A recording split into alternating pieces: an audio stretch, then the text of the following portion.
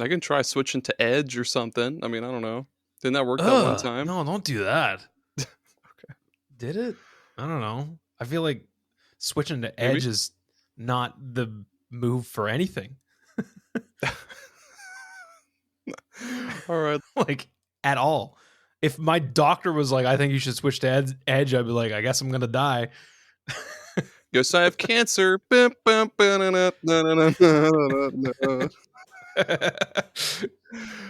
let's start this thing. Aaron, be nice. We have a guest. Yeah, let's start this thing. What it do, everybody? My name's Aaron. I have a club foot, and I'm not afraid to use it. And I'm Gerry. And if you go to Superpod website, you can get all of our new flavors of loose cigarettes.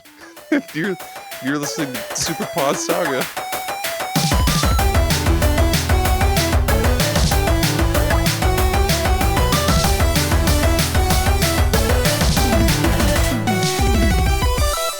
Holy shit, that threw me off for a second. I could not process what the fuck you were trying to say. I think you were thinking about it too. I knew what I wanted to say, but my brain was like, no, try this in the middle of me saying it. Why don't you just use one of the ones you wrote down? You wrote down like 13. Because I don't have them in front of me. I gave you the notes though. But I didn't open them. I didn't open them in fear that your entire stream would crash. Welcome back, everybody. Hey, it's superpodsaga. It's the greatest collaboration of all time. It's me and it's Gerry. Gerry, how's it hanging over there? What's happening? It's it's a hanging. It's a hanging free willy. Sweet. And yeah, I'm excited to be here as the guest for the 76th time on the show. Happy to be here. Thanks for having me. That's right. No matter how many times you're on this show, Drew, you will never be the co-host. Never. No. Just kidding, folks. I have not been accepted. Nope, never. For any first-time listeners, Gerry and I, we're on a quest, an epic saga to discuss every single video game topic in existence week by week. This week, we're talking about the year 2004 in gaming. What a year. Just a gigantic year full of banger after banger after banger. But before we get to that, Patreon and Ko-Fi. If you're listening to this and you want to help support the show in whatever way you can, check out patreon.com/superpodsaga. $2 or $4 a month, early access to new episodes, unedited video versions of each episode, bonus content here and there. You know what? That's a hard word to say. That is a hard word, unedited. Yeah, I can't even say it. I stumbled on it. I don't know how to say that word right. You can tell me how to say it right. I'm never going to say it right. I have to sound it out of my head before I do say it. I have to go like unedited and then mash it together. Unedited. We got Ko-Fi. You go to Ko-Fi, look for Superpodsaga, drop us a couple bucks there, all that stuff. Head over to superpodsaga.com. Unedited. Head over to superpodsaga.com, find all of our episodes, socials, all that stuff. Okay, that's enough about us. Let's talk about our guest. Who cares about us? Yes. Yeah.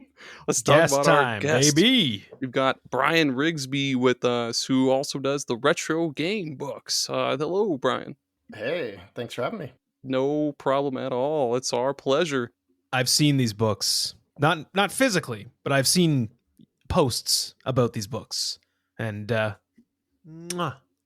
as a Chef's fellow kiss. retro enjoyer, you're doing the Lord's work, Brian. Mm-hmm. Well, thanks. It takes a small group, but yeah, it's fun stuff. Yes, very very nice indeed. Aaron, you too like a retro game or two, I think. Never touched a retro game. No, I do. Yeah, I do love retro games. Yeah. Wait, here's the thing, though. Okay. Let's ask the guest this real quick before we get into anything crazy here. Is 2004 retro now? All right, so 20 years ago. I get that some organizations want it to be every 10 years because they are running out of topics. I think that's why they pick 10 years, right? The podcasts and whatever. Mm-hmm. I think a lot of people like to go with 20 because it feels far enough back, which 2004 would still fall into. And then there's the others who are like, oh, it's about like generation 4, generation 5, like based on a certain console, and they want to have a cutoff. I mean, for me, it's about like what age I was. So I always kind of think of things like when I was in my teens or before. That's what feels retro. Like I can't think of things from 2004 as retro still. It's almost like the term retro, and I agree with you too. The term retro almost has like an automatic little pin in it, and that pin says nostalgia. Like I always feel like nostalgia and retro are almost the same thing to me. Like when I think about retro games, I'm thinking of like Super Nintendo and 64. That's what Genesis, I first think my mind goes right to that. Even though like NES was before those things, and I played a lot of NES, and I still have a fondness for it, and I do consider it retro, but it's not the thing I think about when I think of retro. It's kind of like if you're 65 years old and you go by a 20-year rule, are you going to think of things you played when you were 45 as retro? Probably not. But if you're 30, everything you played when you were 10 years old is very retro. So, the 20-year thing's hard. It's also why I don't take a stance on this. I have no official stance on this because I'm not here to, upset anyone. Yeah. Sorry, man. I didn't mean to throw a loaded question at you so early, but it just popped in my head and I was like, is 2004 retro? Because like I think in my giant retro setup that I have, in that I have an Xbox 360, I have a PS3, and I feel like even those I'm like, some stuff on that is getting pretty. They're teetering. Yeah, it's teeter tottering. Yeah, but seems fair. It's not the retro I think of all the time, though. Is there a middle ground between retro and modern? Like, is there an in-between to that? Or is it just strictly, like, black and white, retro and modern? I don't know. I don't know. I don't subscribe to an in-between. I feel like it's already complicated enough. Yeah. My brain's starting to fall apart trying to think of that. It's like trying to understand quantum physics or HTML. No, it's worse. It's way worse. It's way worse. Those guys, one day they will figure out quantum physics. They'll never figure out where retro actually is. It'll never happen. String theory. We got it. Wormholes. We got all that shit. It's like, okay, well, what's in between retro and modern? Yeah. Fucking what? Yeah. Brian, go ahead and if there's anything at all you want to plug, of course your books, or if there's anything else at all you do that you want to plug, the social medias, whatever, go ahead and plug away. Let everybody know where they can find you. Yeah, so head over to retrogamebooks.com if you want to see all our products. We have a number of different books. The latest one is on video game maps for the SNES. It's a 3-volume series. Number 2 is in the pre-order phase right now. But we also have other video game map series related books. So we got NES, we got Genesis. And then we have some other fun stuff like pixel art Metroid. It's got 125 pixel artists, showcasing their work. This is modern pixel artists. So cool. Like stuff that's been done recently. It's kind of like a curated art gallery. There's a book on the history of Rygar. I actually wrote that one myself. Whoa. It's a bit of a niche series. It was the first book I put out when forming the company 4 years ago. So it's really interesting. Even if you never played those games, you get to really get into it. And, that book, as well as many of the others, they have like a lot of like a kind of magazine like flair to them. They're all full color. They're all like, they all have like a pop to them, a nostalgia to the layout, as well as like the content within. And then there's some other fun stuff like a retro gaming coloring book and, some notebooks and other kind of things. As far as things that are in the hopper, there's a book being written by Nadia Oxford.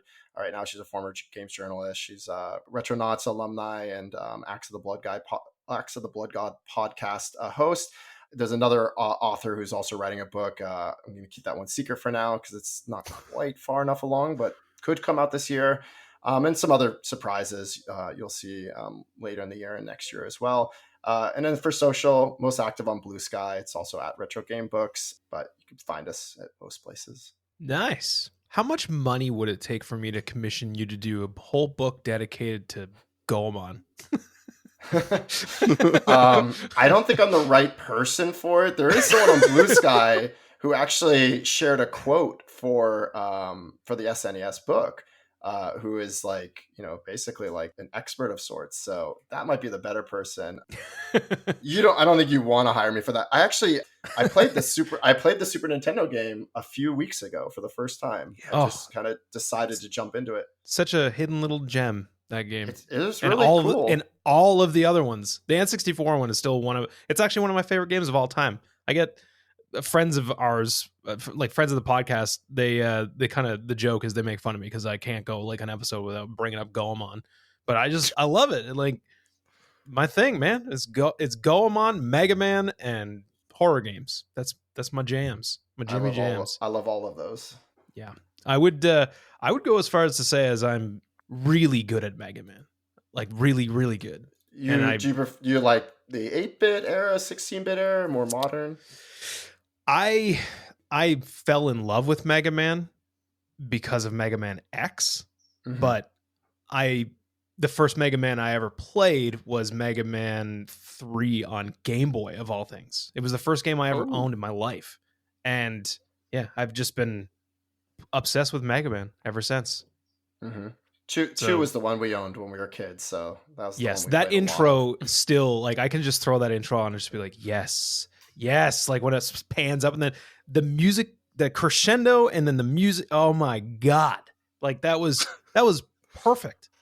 It was insane. But then Mega Man 3 came out and Snake Man's level like fucking rocked my socks. I used to take my Game Boy, put it on pause, and just listen to it in the back of my parents' vehicle, and they'd be like, "Can you turn off that racket?" And I'm like, "Dude, it's Snake Man." That and like King DDD's like, Man. Yeah, I was like a 10-year-old kid being like, "Bro, Dad, brother, shut up! I'm trying to listen to Snake Man." But yeah, I love Mega Man. I love all the Mega Mans.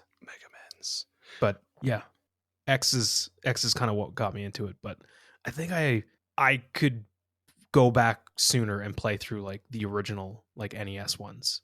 Like there's a strong love for that Mega Man. I like X, but X got a bit too corny in the later games. Like, and especially when they like nobody asked for Axel. Nobody asked for him. No, we didn't need him. We still don't need him. I don't want to see him. But hey, anyways, derailing it with Goemon and Mega Man as per usual. Aaron, back to you. I'm about to derail it for a second time. I'm looking through the credits in the SNES Maps Volume 2, and I see you got John Riggs in there. That's really, really cool. Man, if I could have my name next to John Riggs, that'd be pretty sweet.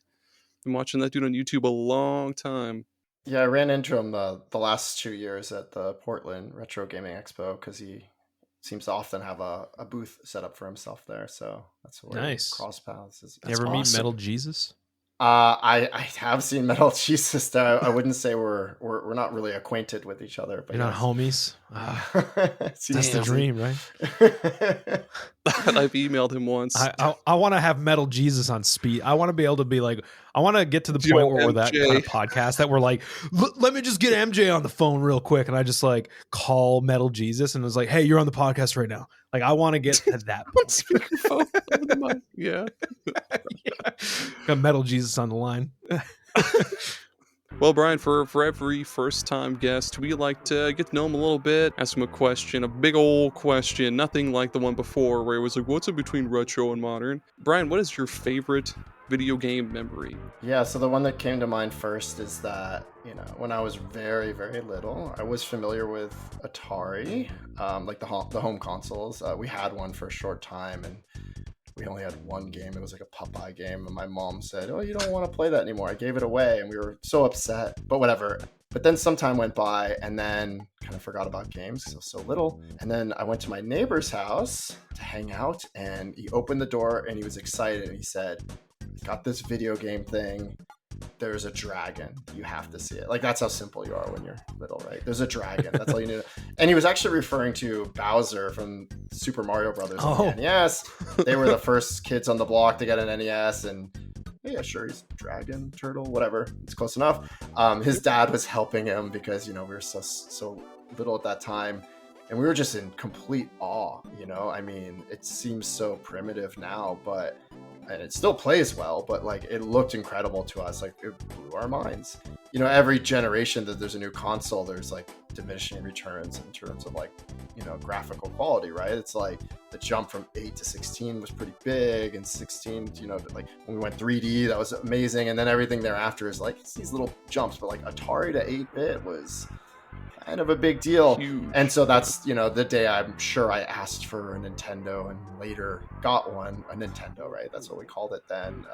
And had an NES, and I've swapped out the pin connector on that thing probably like 3 times, and I now have a HDMI out version instead that nice. Works pretty well. And so yeah, I mean that's what really got me hooked, kind of got things going.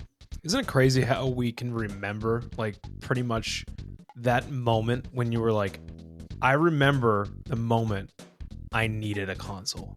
When I was like, I went to my parents, my guardian, whoever, and was like, I need this right here. See this? I gotta have this. I need you to buy this for me. I'm too small to buy this with my own money. Too small. You need to fucking speed dial up Santa or the Easter Bunny or whoever. Someone is bringing this console to me. We got Santa Claus on the podcast. Yeah, we got Santa Claus on Santa Claus on the podcast.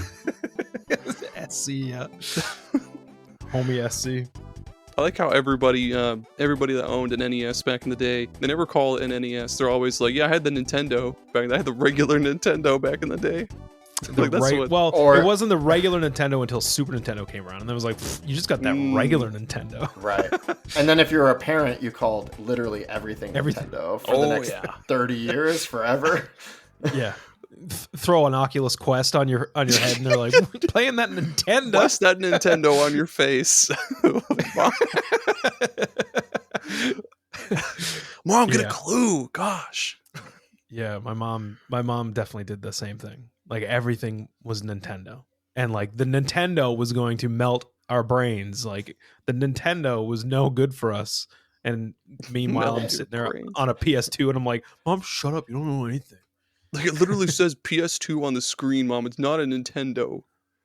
Look, I'm just trying to play Tony Hawk and enjoy Superman. Okay. Like I'm just trying to jam out to some Deftones real quick. And you say there's no pause, I can't stop, and then they eventually find out that you're full of it. Okay, so hang on. In the last few years, when there's been games with no pause, and I don't even mean like online games because I don't play a lot of online games, but stuff like Dark Souls where there really isn't a pause. Like you can't pause. You have to find an area and be like, okay, I can pause now. The conversation that to this day I still have to have with my wife to be like, I can't fucking pause it. It doesn't pause. I can't move. And she's like, well, you know what? The hamburger meat will just burn itself, I guess. And I'm like, well, fucking, I can't.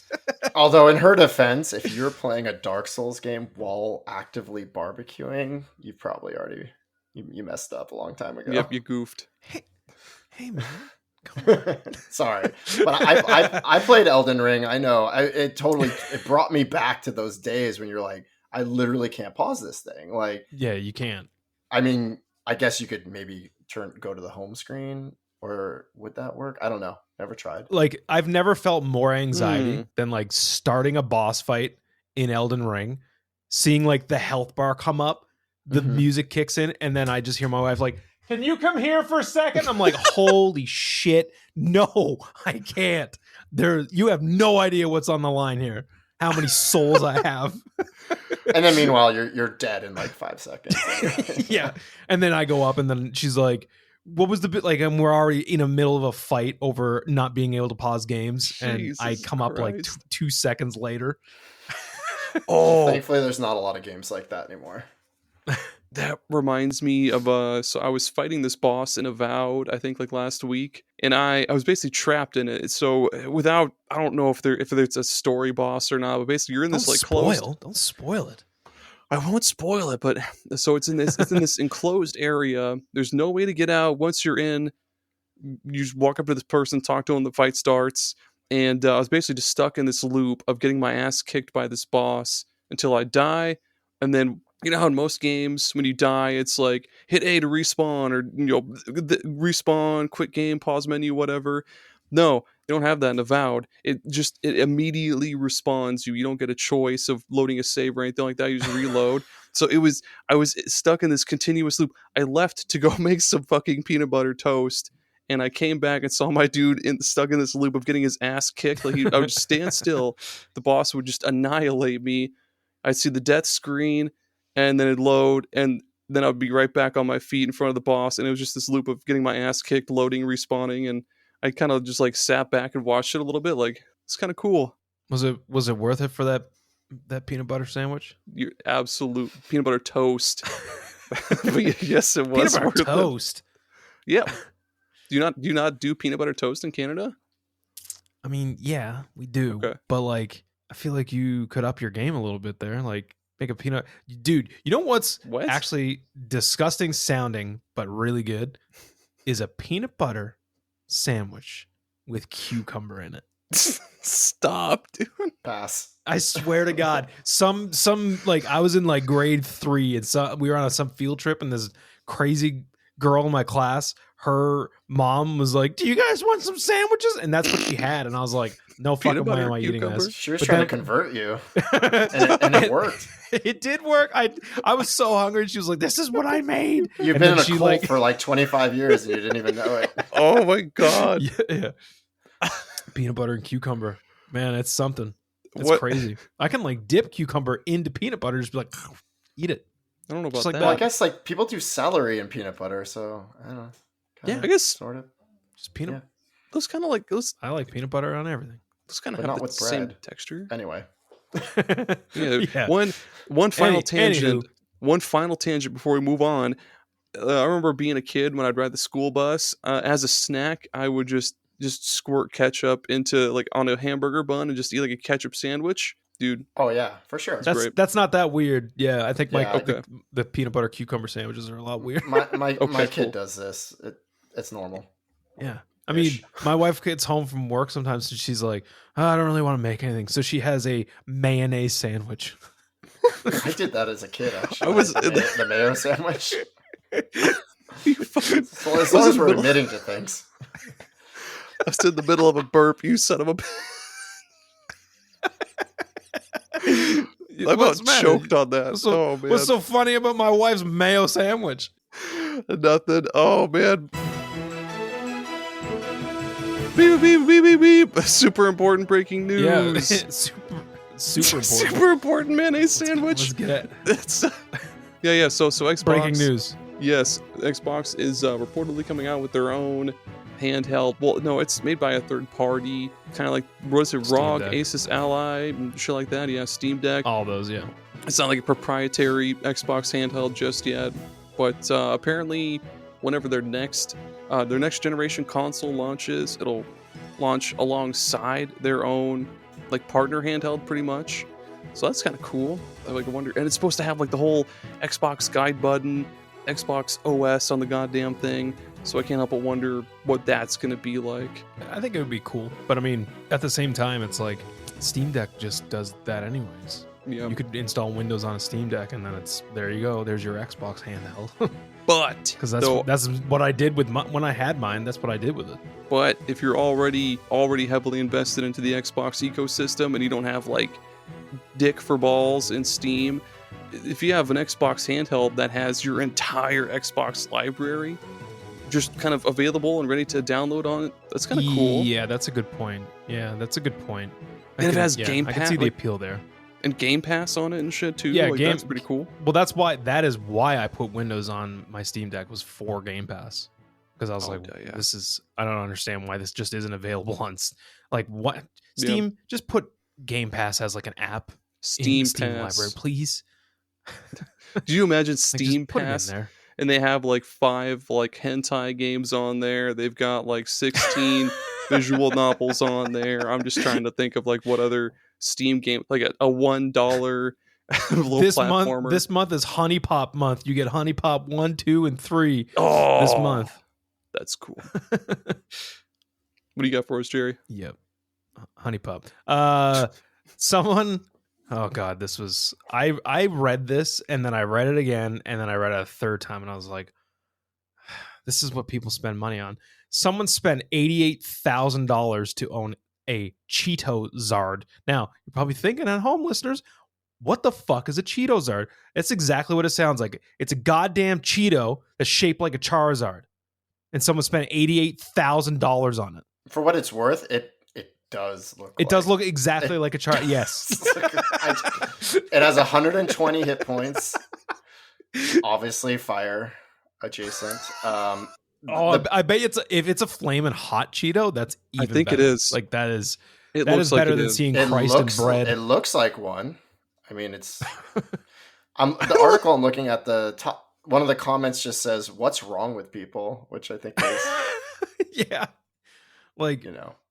You like either this person has like just a sheer amount of fuck you money, or like you don't have your priorities straight. Like you could own car, a really, really nice car for that amount of money. Or is this like the new version of that, like, you know, Mario 64 scam where we like, you know, juice the bidding up, but we're going Cheetos now?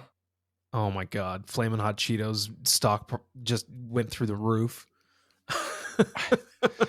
All the other stocks crashing. Flamin' Hot Cheetos rising up, baby. Tesla crashing. SpaceX crashing.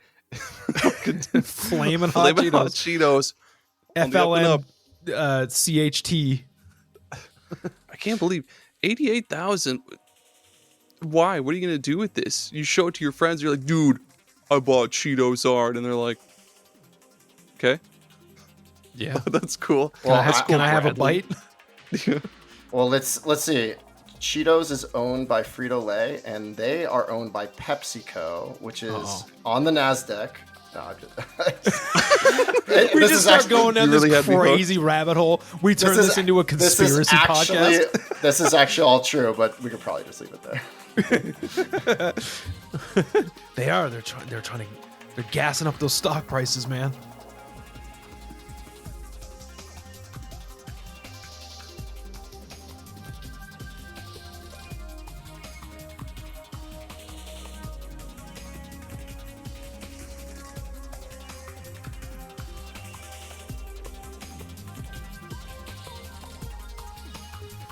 Now we move on to the topic. We're talking about 2004 in gaming, but before we get to like the gaming part of this whole thing, I jotted down some cool, fun things that happened in 2004, and I thought it'd be fun if we all took turns reading these, because there's some pretty good stuff here. The first one, some doozies. Yeah, MySpace became the first social media site to reach 1 million users, and it's pretty cool. I miss MySpace, and they're still on top, if you can believe it. Really? No. Okay. You had me there for a second. Aaron. I remember when we first started this walking right into that. I did. I was so cautious of anything you say. Ask for the rest Jeeves of this is now the #1 search engine again. Dog piles back, Alta baby. Vista in second place. Oh, Gerry, read the next one. Fuck you. I'll read the third one. No, I'm just kidding. Okay. February. Zuck launched Facebook. Yeah, Facebook. I mean, that was a celebration back then, I guess. I remember when my then girlfriend was like, "You gotta get off Facebook," and I was like, Yep. "The fuck is? What is that? I don't want that." Because every other day she was like, "You gotta join Boss Pass. You gotta join that." Like she was always driving me towards all these things that I didn't want to do, but I was like, "I guess I'll do it because, like, you know, you're my girlfriend and stuff." And I did it, and I was always like, "This is dumb. Why am I on this like website where we post pictures?" There was a web Pixo, I think was like a website where like it was a website designer, and literally all people did was use it to put pictures up. That was it. They were just like make like albums, and then Facebook came along, and then it was like, oh, now we're gonna post our pictures on this thing.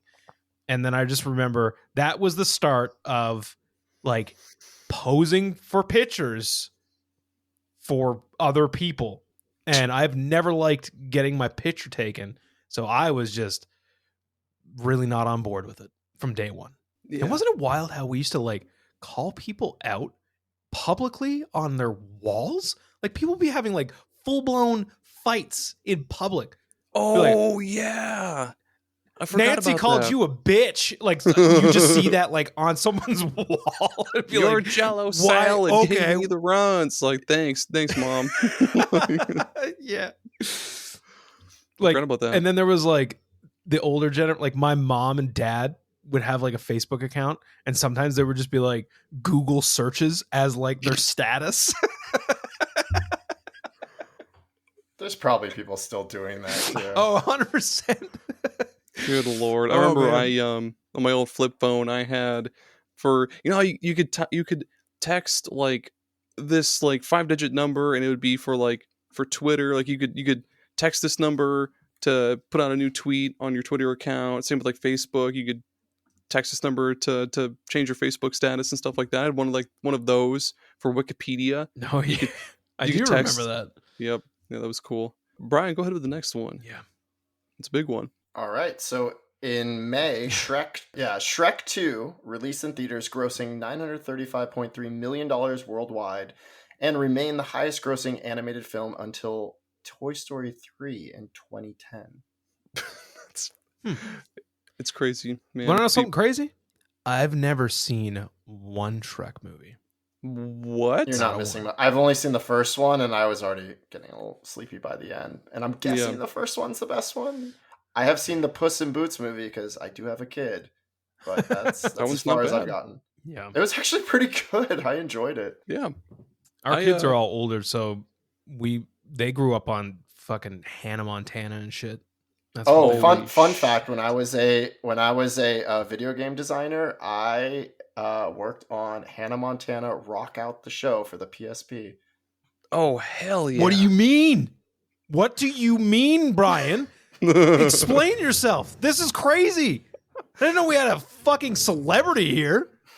Oh, what? Of course he's got one available. Still in the shrink wrap because I didn't need to play it anymore. I'm sure this thing's worth like $4 in the shrink wrap and $3 unshrink. Time to play the game. Brian, we do a thing here where we go to price charting, and we see and take guesses at what we think this is worth. What is it? Hannah Montana Rock Out the Show. Rock Out the Show. Okay. Yeah. All right, Aaron, hands up. I think that's it. How much do you think a loose copy, which is a wild thing to get, a loose copy of a PSP game, loose Hannah Montana Rock Out the Show, what are we paying? Loose $15. Oh, that's got to be too high. That's way too high. Is it really? You don't need to flatter me. I was assigned to this. This wasn't a choice. You could buy Brian's sealed copy, it like autographed by him for $15, and it would spike the market up so high that like everything else would collapse. The problem is we were just looking at an $88,000 Cheeto, so nothing makes sense right now. Yeah, so loose is $5.77. Oh, I was going to say 99 cents USD, but okay. Yeah. Complete in box is $7.49. Sweet. Oh, well, if I'm on hard times, I got and new, which is what you have, $13. All right. So you got new. You should go get that thing graded, dude. I mean, I had nightmares of the songs for this thing. It's a rhythm game. Good money to have like a film crew follow you on this journey to go to, like, what's the name of the place that does like the grading? Like they'll put like the numbers and shit in, like put it in like those. Yeah. I would pay so much money to just have like a documentary about you with this game, going to them and just being like, just sliding it on the table and being like, I would have to pay them more money than it's worth to get it graded, right? I've never done that stuff before, but they would just look at it and be like, "Oh, I guess you can keep it." Yeah, they would feel bad for me. They'd be like, "Well, just give them a 10. Just give them a 10." So what did you do on this game? Yeah, so I was a game designer. So it's a rhythm and dance game, although it's PSP, so you're just pushing buttons, which is not super fun. But basically, she's going on world tour. She's on all these different settings. Me and the other designer had different settings, and we'd block out where the characters are in Maya. We would work with the animators on like what we wanted done, and then we would literally like one by one insert the cues into like basically Excel, and then you would do the hard version first, and then you would kind of like trim it down for medium, then trim it down for easy. It's just the fastest way to do it. we did like, Flash animated, cinematic type stuff. And then I had to work with the sound designer on the bleeps and the bloops. One thing I did that I'm most two things I'm proud of at this game. One, I named my one of the backup dancers is named after my niece because she was just born when the game came out. So it's kind of fun. Why not? And she actually is really into dance, so it's kind of funny. And then two, Disney gave us all the split tracks. If people don't know what split tracks are, it's like if you record a song, right, there might be like 15 tracks, right? Yeah. And you can't just like extract those things unless you have the original split tracks. And they gave us those. So you have the stems to this game? Well, at the time, anyway, there's kind of like the post, the post level, like, how did you do, like, scene, like recap. And I just kind of took the drum and bass from it. And I personally think it sounds, the way I chopped it up a little bit to sound kind of like the Mega Man, like post level music, like from the NES games. No. And then after I put that in there, they said, don't do that anymore. We weren't supposed to send you the split tracks. Don't mess. But we just left it like that. No way. They didn't say to take it out. Did you get a credit in that? I mean, I'm credited, but it doesn't say guy who messed with the music. And guy who made that sick beat. Yeah. Oh, that's awesome. I kind of, you know what? I kind of want to play this game now. I kind of want to play it. There's nothing that you can do to stop me. I kind of want to play it. Right before you start playing a song, you're like, this one goes out to Brian Rigsby. And then you start playing on your little PSP. Who does not want to be known for this game, but whatever. Yeah. That's how, awesome. I mean, Christ almighty, if I had known that, I would have introduced you as the guy that worked on the Hannah Montana. I mean, rock out the show. I worked on a lot of stuff. I also worked on High School Musical games. Seriously? Holy shit, dude. Well, here's the thing. Like, lots of cancel games too. I joke around, but you've worked on more games than I've worked on.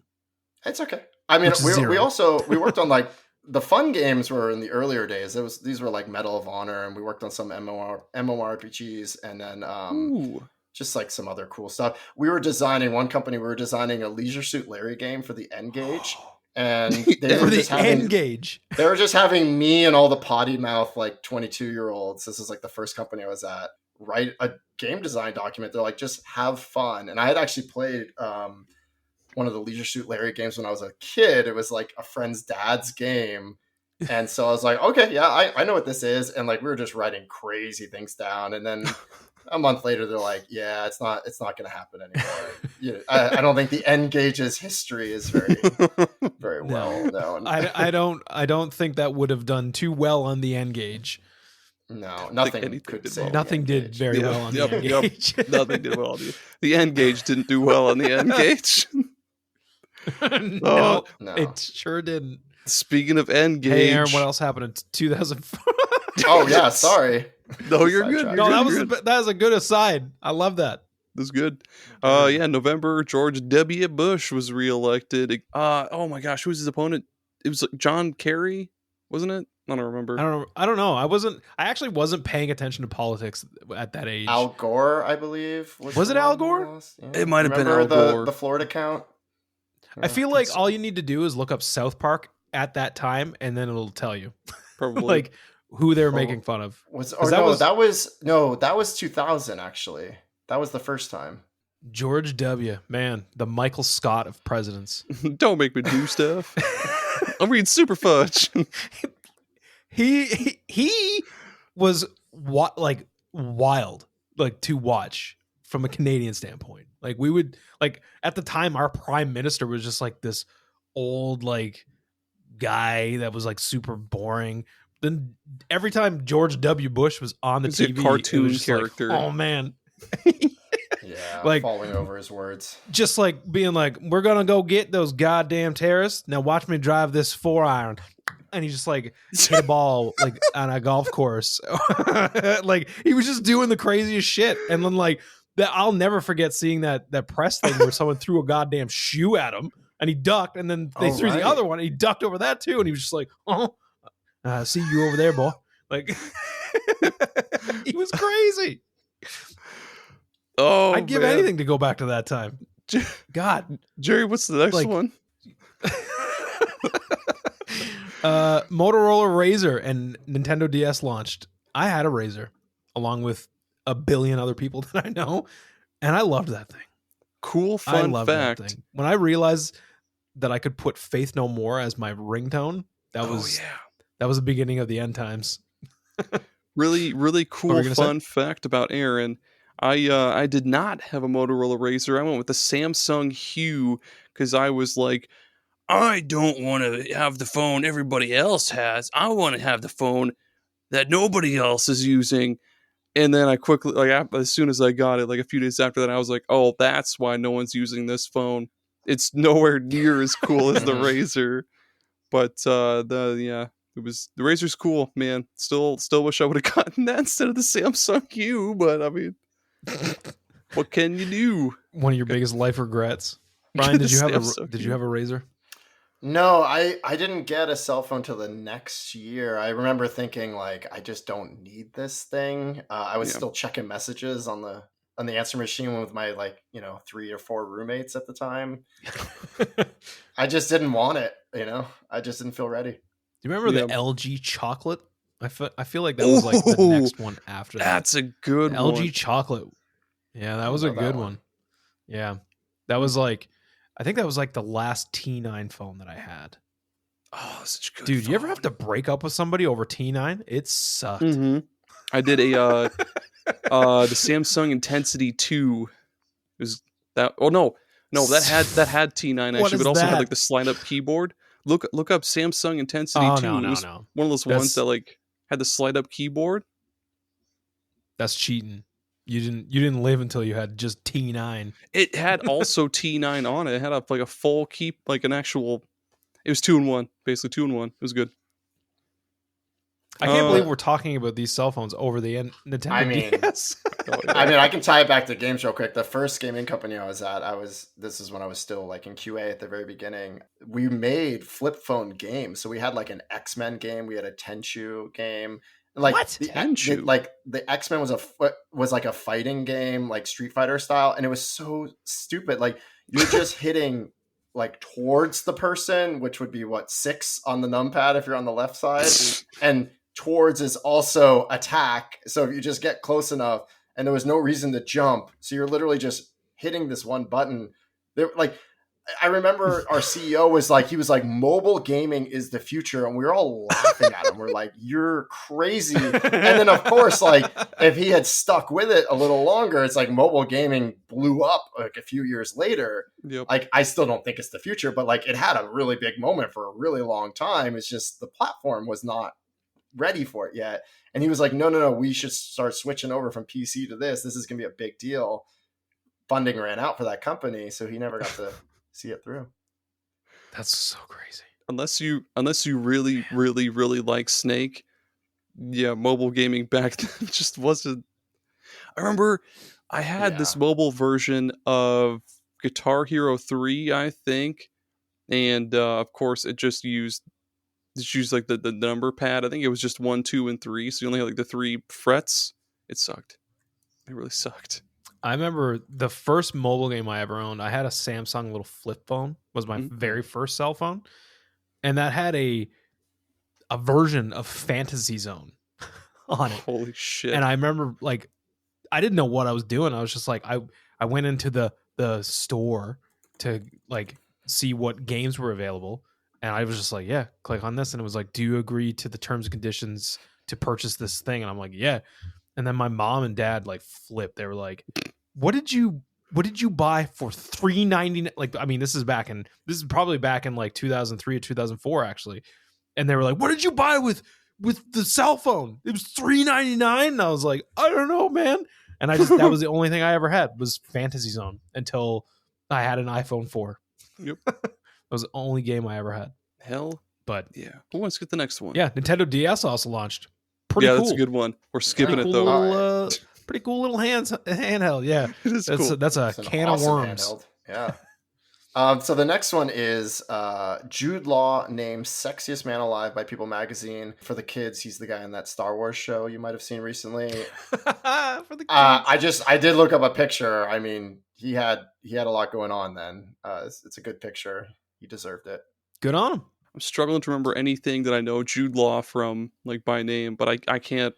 Gattaca. Wasn't he in like the Sherlock? Have you seen movies? Gattaca? Yeah, he's in Sherlock movies. I don't think so. Gattaca's my favorite of his because I haven't seen him in a lot of stuff. Oh, dude, Aaron, you've seen Jude Law. Like, you've seen. I'm sure I have. He's been a lot. He's been in quite a few like romantic comedies too, I believe. Oh, cool. Yeah. After that, well, not after that, but original Star Wars trilogy released on DVD for the first time, and it made $100 million. People ate that up like hotcakes, man. It's crazy. Good reason. But was it better though? I feel like that was the one that people were complaining about, right? That it was like they like digitally altered a lot of scenes and stuff and like added stuff that I don't. Yeah, remember. because I think the VHS release had already done that, and that was before this. I'm pretty sure they had at least already started to refine it. I don't know if that's when they added the whatever. The things. Oh yeah, around. I think you're right. That was like in the 90s the things. when people were it's been complaining so about all the changes and stuff. I just remember like as far back as I can remember anything about Star Wars, I just remember people complaining about Jabba the Hutt, the way that he looked in the re-releases. They were like, "What did they do to Jabba?" And like there was like a whole scene. It was either cut or added in of like someone tripping over his tail or something. There was this unreleased scene from A New Hope where there's a stand-in, and then they digitally added Jabba over the stand-in for one of the re-releases. And when Han walks around him, they had to have a reason. Like, how could he walk around him? There's a tail, so they make him kind of like shriek, like, and I don't know if they like made Han raise up or whatever they did.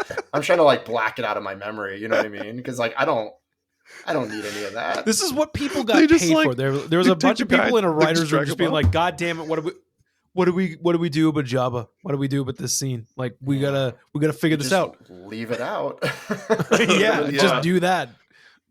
Just do nothing. Sometimes that's better. Yeah. And last but not this least, big one. This is a big one. World of Warcraft released. I did not know that it was that long ago. That's crazy. Unlike Jude Law, I think everyone still remembers World of Warcraft. Yes. I never got into it. I tried several times to get into WoW, but it never really hooked me. And I don't know. On paper, it sounds like something that I would love, but yeah, it's on my list. I'll definitely get to it. It's on the backlog. No, I mean it's on my list to talk about today. Okay. I'll definitely get into it. Oh, wow, yeah. Yeah. Speaking of that list, Aaron, why don't we go through these games from 2004? We each kind of picked some standout games from that year, 2004, the year of our Lord, where, I see some real big games here. And it took me a while. I was typing out some stuff and I was like, God damn it, Brian already has it. And then I was like, typed in another thing. I was like, God damn it, Aaron already has that one. I know. Then I was like, Brian already had like 3 of mine. Damn it. You guys can have one each from the bottom of my list if you want. No. Lucky for you. We can all talk about them. It's fine. Lucky for you, this was a year of just banger after banger after banger. Like, yeah, Silent Hill. Well, I guess some people don't like Silent Hill 4, but it's been awesome. They're awesome wrong. Game. It's okay to be wrong. Is that the Room? The Room one? Yes, that's the Room. I only played the first hour of it. I was like borrowing it and just trying to get a taste of it. And at the time, I hadn't like played through any of the other ones. I've since gone back and played 2 and the remake of 2. So I wonder if I'd appreciate it now if I like gave it. I love the concept of this like person in a room. What's going on? You're peeking through the window, the peephole. What's with the chains? It's extremely mysterious. I would absolutely go back and play that. You said that you bought that crusty, infected PS2 that you bought. That thing's in the dumpster now. But I have the PS1. I got to go get another PS2 now again. Yeah. The Room is on GOG though. You can get it on GOG. Oh, did they release that on GOG? It's been on GOG for a really long time. Thank fuck. I didn't know that. Yeah. Brian, you have a PC, yeah? that can play I Silent Hill 4? I actually don't. I Damn. switched from when I switched out of the gaming industry, I went into MacBooks territory, and I know I can still do PC on a Mac or whatever, but like I don't bother. Yeah. I would, honestly, if I were to play this game now, I have a PS2 and I have it soft modded and I have it hooked up to like an upscaler, and those games look amazing. I have a nice OLED TV, throw some scanline filters on there. Looks awesome. Oh, it looks so. It's like, I don't know, there's something about it. I don't like seeing these honestly, I hate seeing PS2 games upscaled. I don't like seeing it. I want to see the imperfections and the little jaggies. Oh, me too. Like, I want that. Yeah. So I would absolutely, when you get a PS2 setup, revisit this game. It's really good. Sure. It is scary as hell too. Like, it is still scary, like unsettling. It'd be cool also if they remake some more of the Silent Hill games. I wouldn't mind. I mean, I think there's worth in the old and the new. But Did you enjoy the Silent Hill 2 remake? I loved it. I thought it was a masterpiece. My jaw was on the floor. It was my game of the year, but I also didn't play all of the contenders, so it's kind of unfair to compare. But yeah, I mean, just like with the Resident Evil remakes, because that's one of my favorite series. Like, they're amazing. I love the old, I love the new. Like my favorite Resident Evil game is actually the GameCube remake of the original. Because I don't mind tank controls and cinematic horror angles. Yes. Like works for me. We just became best friends, Brian. Like up is forward. Like actually is logical to me. I think that kills a lot of people. So that's yes, okay. Exactly. Tank controls make sense, especially when you have fixed perspective, when the camera is constantly changing.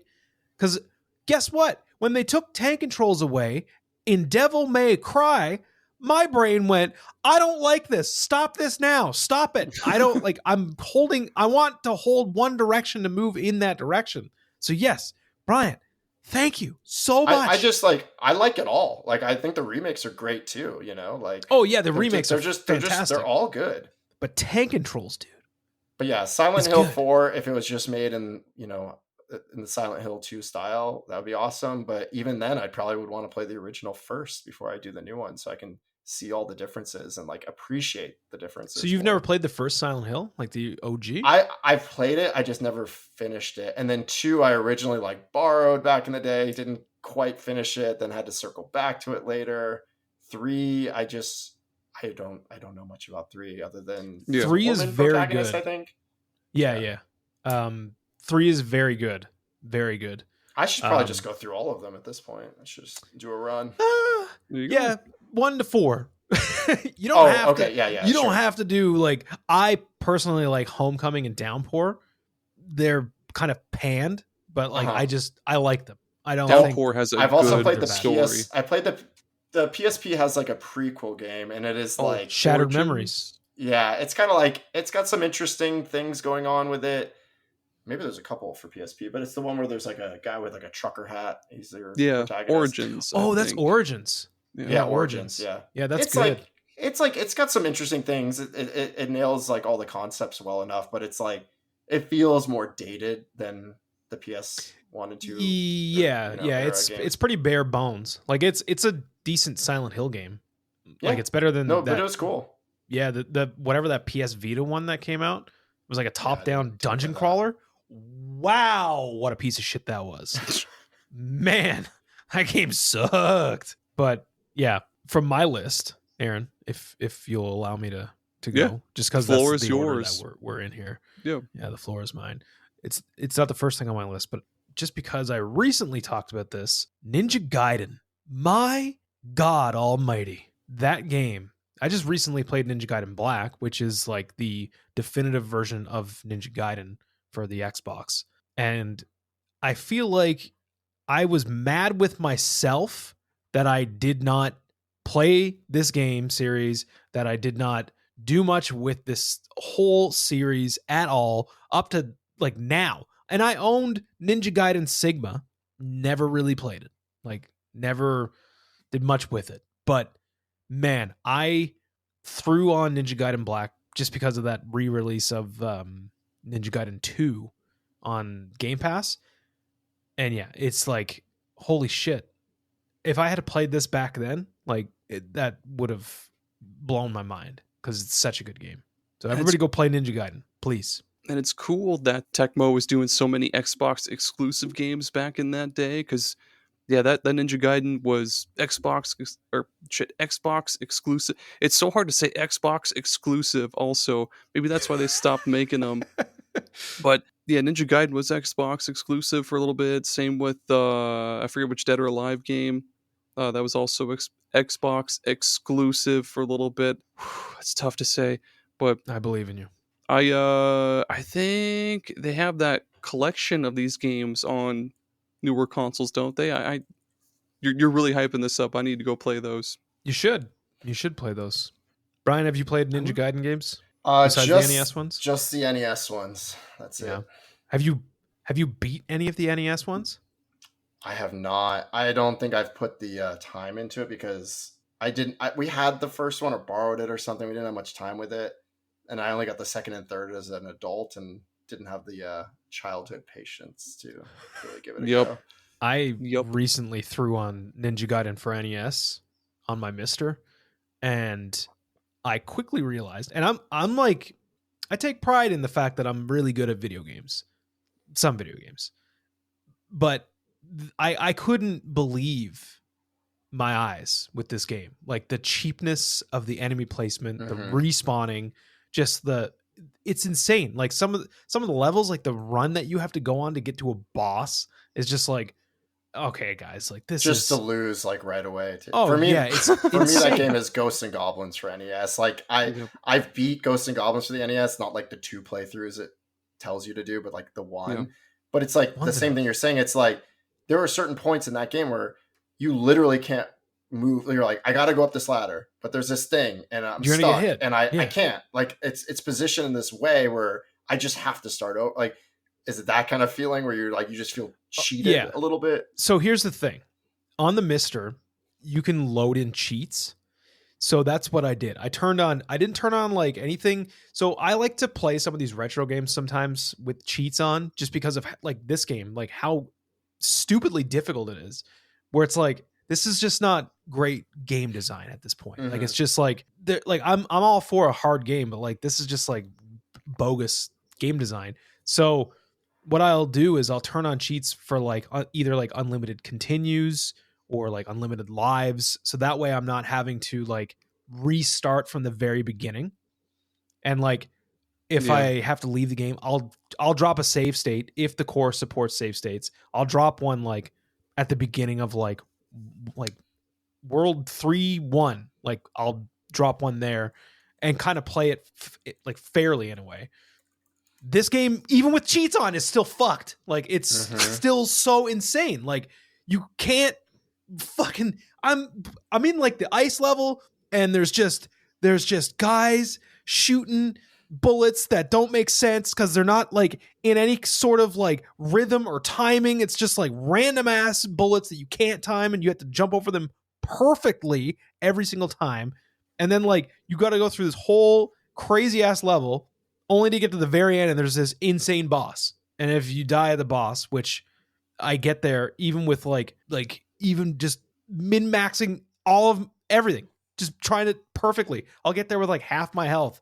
Nope, annihilated. Yep, it's just cruel.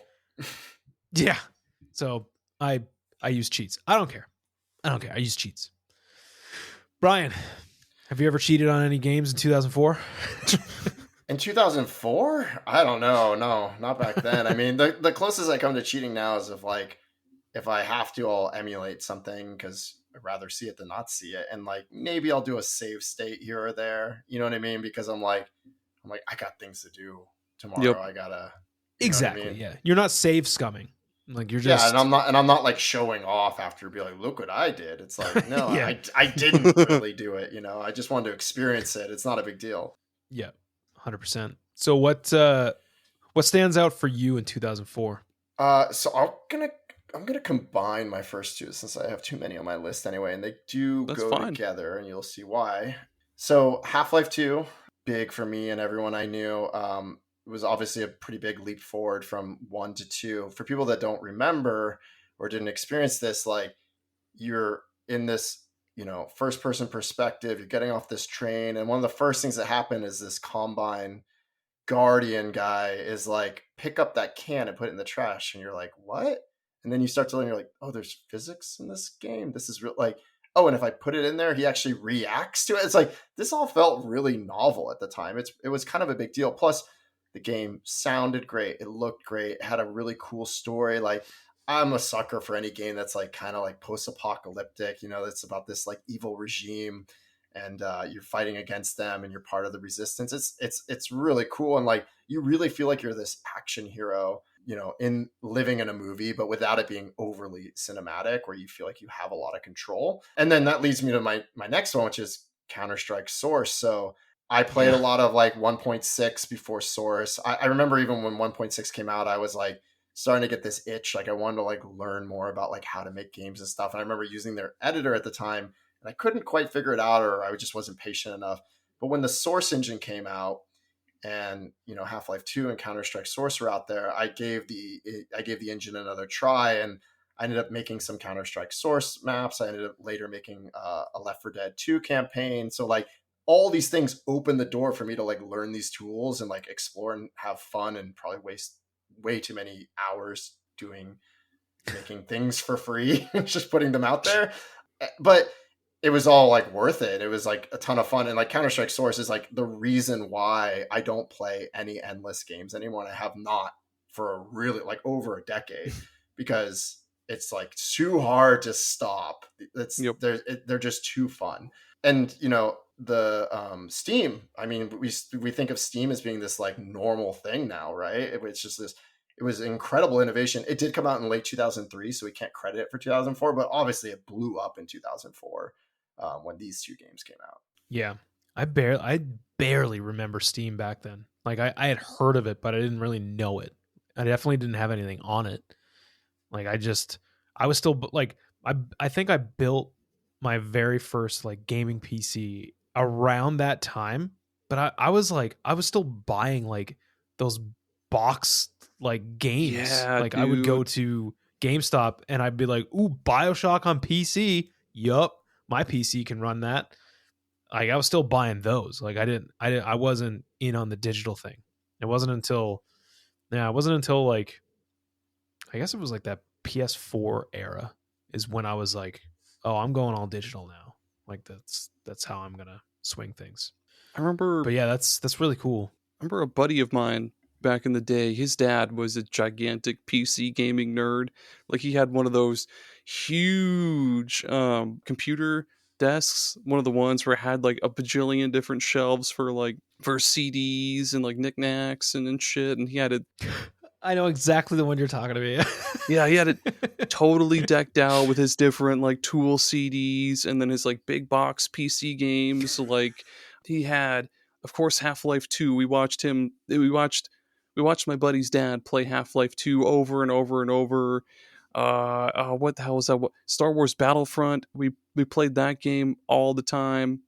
That was a good time. I miss those big box game, or the big boxes the games would come in on PC, because you always get so much cool shit in there. Like you get the cool manuals, of course, the discs, the fucking 3 discs that you need to install the game, and yeah, those were Half-Life 2. So, I mean, speaking of Metal Jesus earlier, like you ever see his like retro PC setup? Oh, Have yeah. you ever seen that video of his? It's crazy. He has like a few different PCs from like different eras. And like one of them is like a DOS one that he has like set up specifically for just like DOS games and shit. And then he has like another one for playing, like he has like a whole like shelf of those like big boxes. And I remember watching a video of his, and he was like talking about these big boxes and how like they were wild. Yep. You know, like these PC boxes were massive for no reason. Like there was no reason to have these boxes be this big, and it was they were all on discs and shit. So like these boxes would be like the size of like my upper body. It would be for like Duke Nukem. Duke Nukem. And to bring it back to Half-Life 2, on a floppy disk. To bring it back to Half-Life 2, I remember watching the opening scene to Half-Life 2 for the very first time, where you're on the train, and then the train explodes, and then the G-Man is like, "Rise and shine, Mr. Freeman," and I was like, "Holy shit, that looks so realistic!" And like, this is me coming from Metroid Prime on the GameCube. I was like, "Oh, this game looks so realistic. This is crazy!" And you can see like the little dimple, not as dimples, the little like imperfections in the His G-Man's nipples? face. Yeah, the nipples in his face.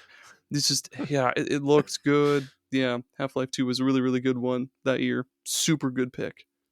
Speaking of super good picks, a game that I spent way too many hours on back in the day, Need for Speed Underground 2.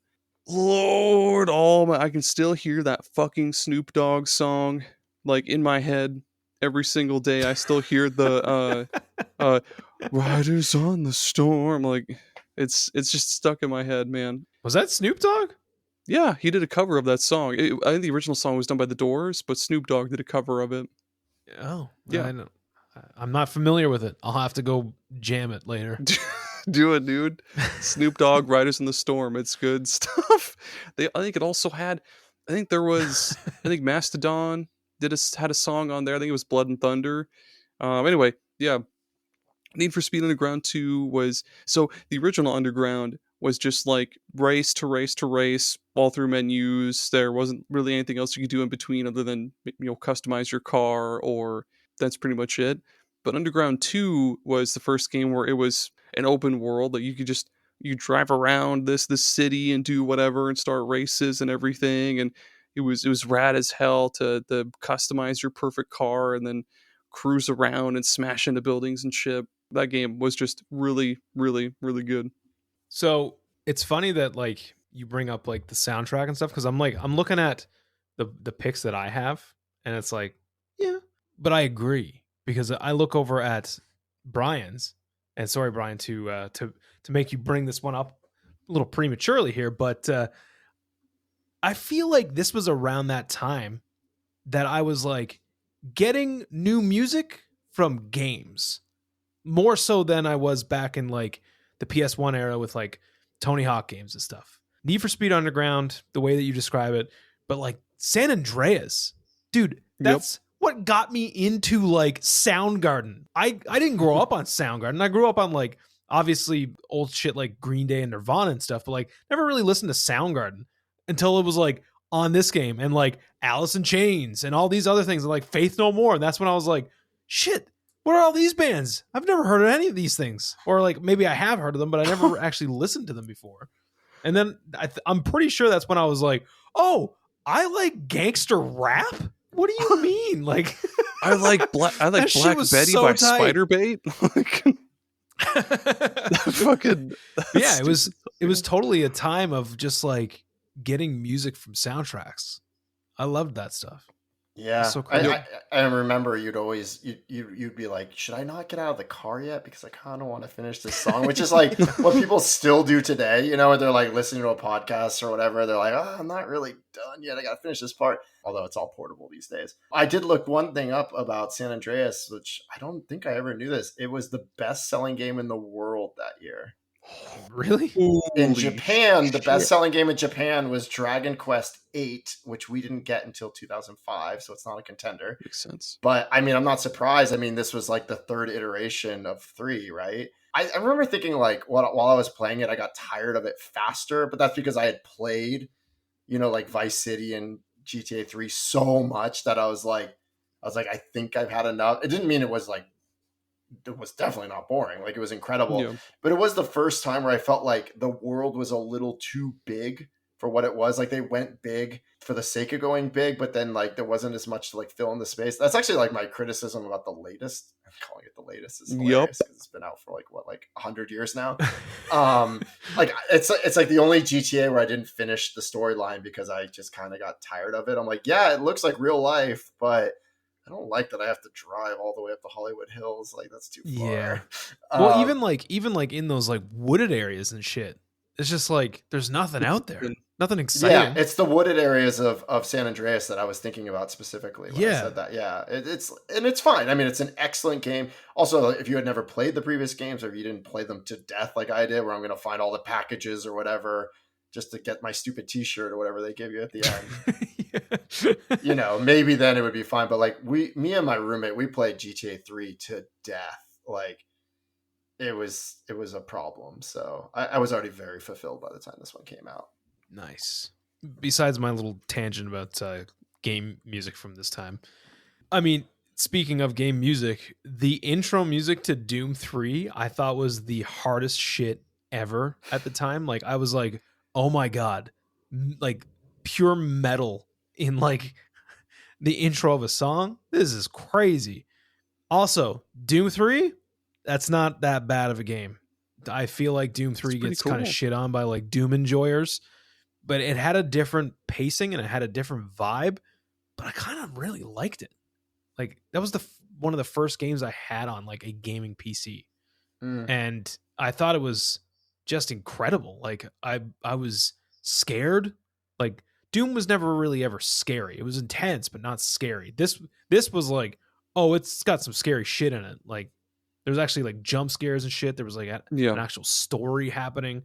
Like I just felt like it was a big step up. And that was when I was like, oh, okay. Like this is an amazing game. And then everybody's like, no, it's not. It's not. This is not classic Doom. I was like, oh, okay. I guess it's not a good game then. And I just like fell off of it. But it was recently that I picked it back up and I was like, yeah, this game was good. I was right. They were wrong. This is a good game. Yeah. So I watched my brother play through this game on the original Xbox back in the day. And we were well, not little kids, but we were like maybe like middle school kids. And yeah, that game was freaky as fuck. Like I'm looking at a couple screenshots and it's still kind of fucking like compared to Doom 1 and 2 where everything is just, pixelated and just kind of wonky and goofy looking. Like this one screenshot, I'm seeing this like slug beast with 2 front legs with like 3 mouths and he's like walking toward you down this really like narrow hallway. Like that's some pretty gnarly shit. That's really cool. I'm glad they went the horror like direction with Doom 3. That game was cool. There's a VR mod for Doom 3. Oh, Jesus Christ. And I played it. And Doom 3 works really cool as a VR game. Gotta say. So let's talk about World of Warcraft. You cannot talk about 2004 without talking about World of Warcraft, even if you never played it. So my story with WoW is that my roommate at the time, I told him, like, hey, there's this new game called WoW. Like, I know about MMORPGs, but I've never played one. And I'm super curious and it looks cool. And all of our friends are going to play it. And he said, don't do it. And I was addicted to EverQuest, and it took me a long time to stop. And I'm like, nah, it'll be fine. And then I played it, and I think the level cap was 60 when it first came out, if I'm right. And I remember making it all the way to 60, playing solo, and sometimes pairing up with these 2 other guys I knew. And it was incredibly addictive. You just want to do the next thing. It wasn't all that fulfilling, to be totally honest. Like, I look back at it and I'm not like, oh, wasn't that so fun? I'm like, kind of just felt like I was doing work, but it is like, like checking things off a list can feel good, but it's also not productive. And as soon as I hit 60, I remember everyone said, that's when the game starts. Now you go on raids, you do this stuff, and you get this epic gear. And I'm like, all right, show me. And I remember the waiting is what killed the experience for me. It's like, you're sitting outside this dungeon, you're waiting for people to show up. All right, we have a big enough squad together, whatever the number was. Oh, sorry, Paul had to go. And then you're waiting and you're waiting and you're waiting. And it's just like, you finally go inside and everyone's like, oh, I've already done this dungeon 20 times. Just follow me. No, you're not doing it right. You're not. Press this button. No, don't touch the treasure. Leroy Jenkins. Like, I touch the treasure. I tell you. And like, I found this experience to be incredibly unfun.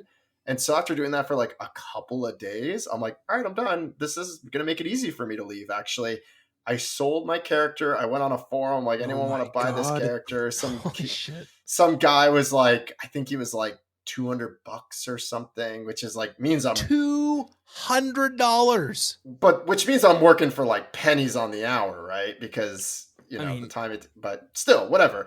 I use that as an additional excuse to make sure I would not come back to it.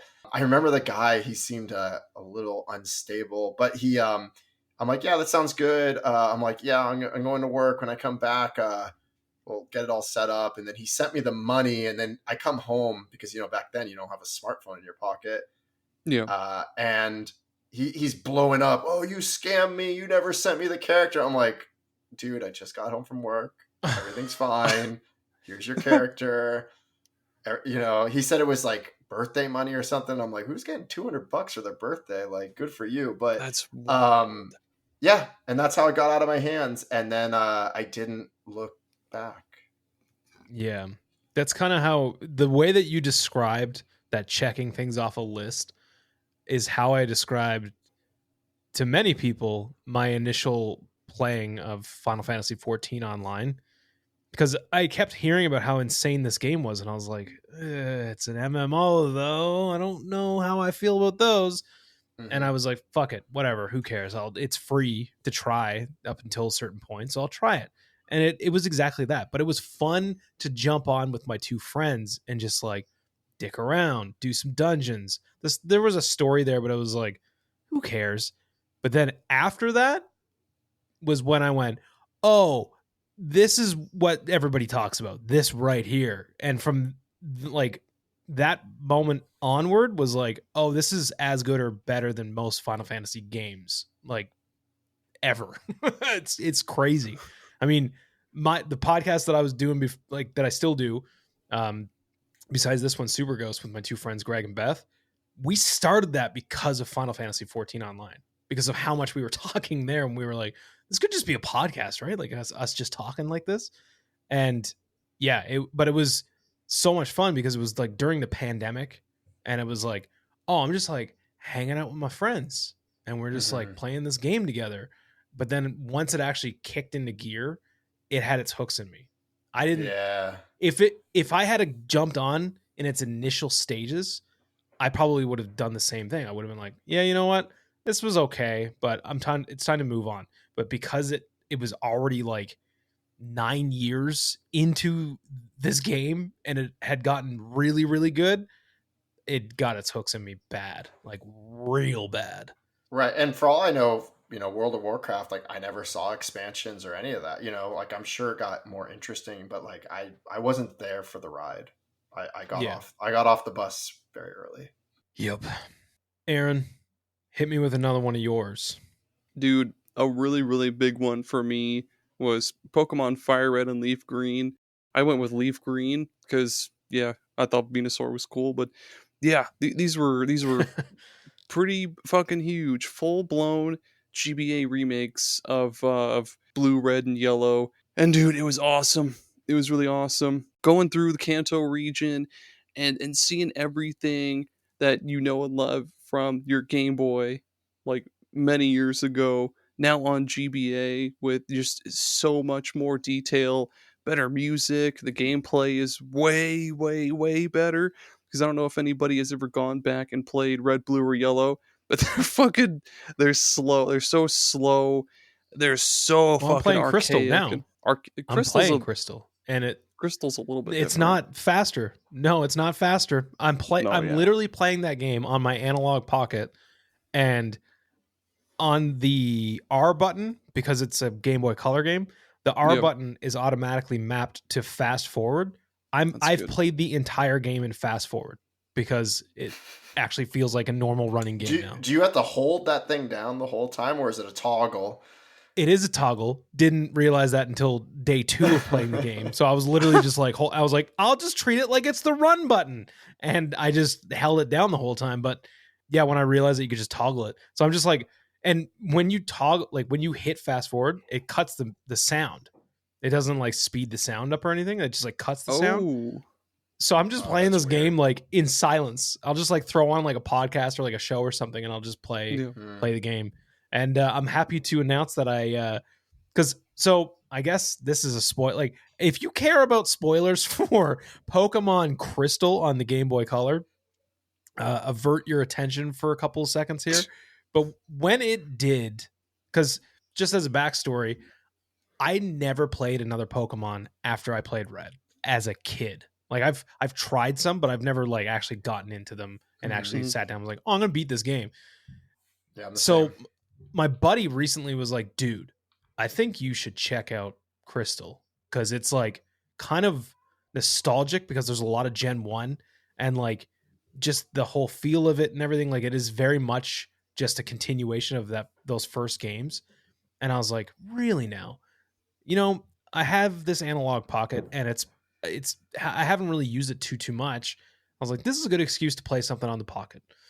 So I throw it on and I was instantly in love with it because I was like, oh, this is exactly what I've been wanting. Like and honestly, if I had played this game when I was a kid, right after playing Red and Blue, the twist that I'm talking about is that at a certain point, you go back to the full map from the first games and you have to go through the whole map, do all of those gyms, and like it's a whole thing. It does the fake out credits shit where like you get credits and it's like, oh, but wait, don't you want to like actually be the Pokemon master? And it's like, what the fuck do you mean? Yep. Then you go fight Red. I just killed the Elite Four's Pokemon over here on top of Mountain Dew. It's like when a game has like the percentage and then you're trying to get to 100%. It's like, actually, this is a 129% game. You're like, you can still make it 100%. You don't have to do that to me. It's like Donkey Kong Country. Yeah, like I was totally like, because I got credits and I was like, cool. It's literally midnight. I'm laying in bed, got the credits. Awesome. Seeing that it like saved my game. So I was like, cool. Turn off the analog pocket. Mm-hmm. I text Greg and Beth. I'm like, beat, got it. It's in the books. And they were like, did you see credits? And I was like, yeah. They were like, you're not done. And I was like, what do you mean? I've seen credits. I'm done. And they were like, no, this is like one of those things where it's like a fake out thing. Like, oh, it's just getting started. And yeah, it was like that. If I had played this game as a kid, my child brain would have been all over the walls. My head would have exploded if I had played this. Like, it would have been insane to see like, oh, now you're going back to the whole entire original map, and now you have to do all of those gyms. But like, you're kind of like ripping shit up though by the time you go back over there. Like you're pretty leveled up. But I'm literally at the last boss now, fighting Red. Like, you're fighting the main character from the first game, and it's like, oh, okay, this shit's actually like, I'm like cruising along with my level 50 not Alakazam, what's the one below Kadabra. I got a Kadabra that's level 50 something, and this dude's just like melting everything. I'm like, all right, I'm going into this fight. I'm rolling those credits tonight. Then this guy throws out a goddamn 81 Pikachu, and I'm like, 81? What do you mean? This is insane. Like, everybody else in this game so far in this second map has been like max like 40 something, and then you're just gonna throw a level 81 Pikachu at me? This is stupid. This is one of those moments where I'm like, I wish I had some cheats on where I could just melt this guy. But yeah, that's where I am with that. Brian, have you mentioned that you've only played the first Pokemon games? Yeah, I can't remember if it was Blue or Red. Not that it matters too much, but yeah, I played it on the original Game Boy back in high school, maybe. Oh, the fat gray Game Boy. Yeah, on the big giant brick. And I remember thinking, someone said you need to borrow this, you need to play this. It's great. And I remember thinking, like, this looks a little childish. And he said, no, it's an RPG. I'm like, it is? Like, it doesn't look like it. And I was totally drawn into it. Like, I probably played it through in a weekend or something. You know, it was I loved it. I haven't been able to get into anything, you know, really beyond that. I've just dabbled a little bit, but I have really fond memories on the original.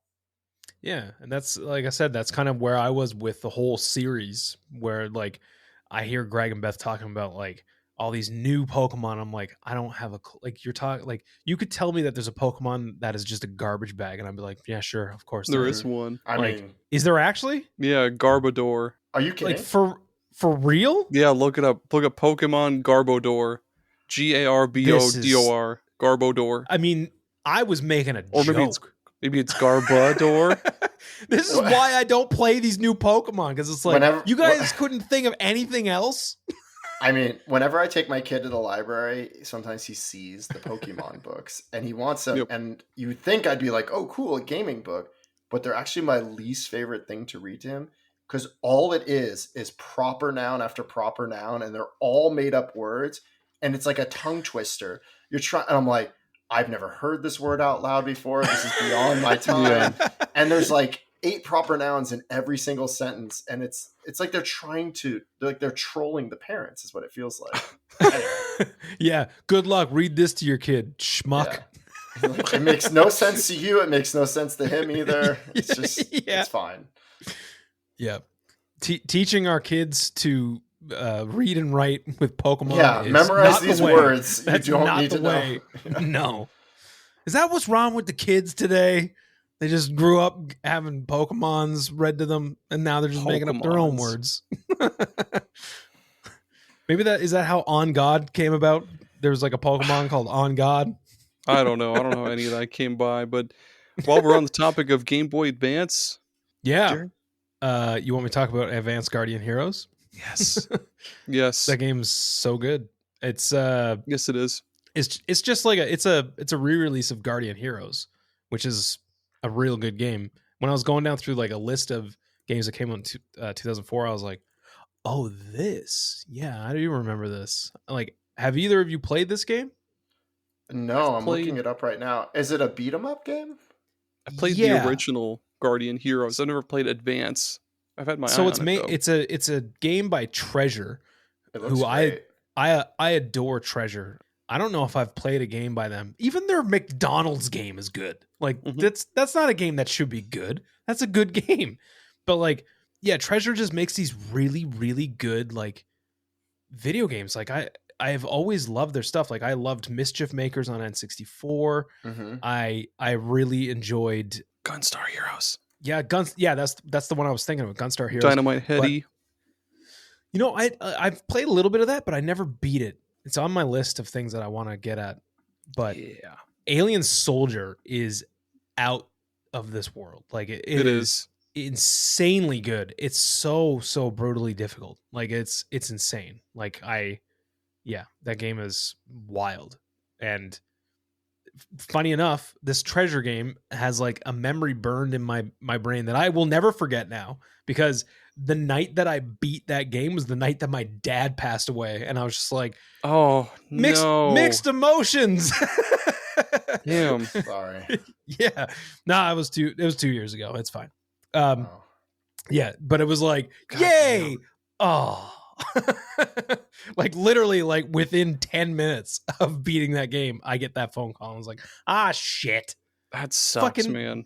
Dad, you couldn't terrible. Like, God damn it! Like, I just really wanted to have a good night where I beat Alien Soldier. But yeah, no, that's a look. I try to associate bad memories with good things, and that's one of those times where it's like, that's a really shitty memory, but I beat Alien Soldier that night. But yeah, Advanced Guardian Heroes is definitely something that everybody should check out, because it's a beat 'em up. It has a really, so I don't know if you're like me, but like I don't just like a regular ass beat 'em up game where you're just kind of mashing buttons. Yeah, I like stuff with like a good move set, like where it's like you do like down forward attack, it's like a different type of move. Like it could be like a jumping spin kick or something. And like I don't even mean like hold this button charge and then you lose a bunch of life because it's like a AoE kind of thing. Nah, that's in a bunch of shit too. But like this game has like grabbing and like a lot of like throwing dudes at other guys, and then like a lot of bouncing around off of other things, and then like there's like full upgrades and stuff. Like it's just a wild game, and it's not even that long. Like it's a very short game, and I would encourage anybody that enjoys a good beat 'em up, just throw this on one time. You'll beat it in one sitting. I guarantee it. Hell yeah. Check it out, Brian. I will. Actually, I like beat 'em ups. Yeah. Do it. Guardian Heroes is good. Yeah. Mm-hmm. Brian, what else? I see a flurry of of games with the letter M on them, and they're all really, really good. Yep. Well, yeah. Next, let's talk about this. There were 2 Metroid games in 2004. Metroid Prime 2 Echoes. I mean, the Prime games they're great. I mean, they're So good. They're different, right? They're your first person shooters. They're a completely different game, but unlike other series that try to deviate from their formula that works for them and it fails, this one actually works well. They're just different games, and I appreciate that. Maybe we'll see a remake of Prime 2 like we did with the first Prime. Maybe we'll actually see a new Prime game one day. I don't know. And then with Metroid Zero Mission, I didn't have a Game Boy Advance. I was playing too much Counter-Strike probably. I've since gone back and played a bunch of the staples that are on that, including Zero Mission, which is a remake of the original Metroid for people not familiar. But to call it a remake, I think really does not do this game justice. No, because it is so different. It is way more than a remake. In fact, the first time I heard that, I was like, yeah, I have fond memories of the original Metroid. I remember it having shortcomings in terms of the quality of life issues. You got to like regain all your health every time you enter a password that you probably didn't write down correctly in the first place, right? Those kind of things, right? It's confusing, all that. But I was reminiscing about this for the show, and there are so many differences in this. It looks way better. There are additional new areas. It's not just a 1-to-1 mapping. There are additional mini bosses out of this. There's new mechanics, including simple but important things like crouching and shooting, which is kind of a big deal. Yep. They added weapons, abilities. They improved the overall flow, which is not a footnote. Like the flow of the original Metroid, like it worked, but it was like, it never, like you were always kind of confused unless someone was telling you what to do or it up. Like, yeah, this actually has a good flow to it, including like guidance markers and stuff if you need them. There's more secrets in it. The music and sound is improved. There's an actual map, which is like kind of a big deal.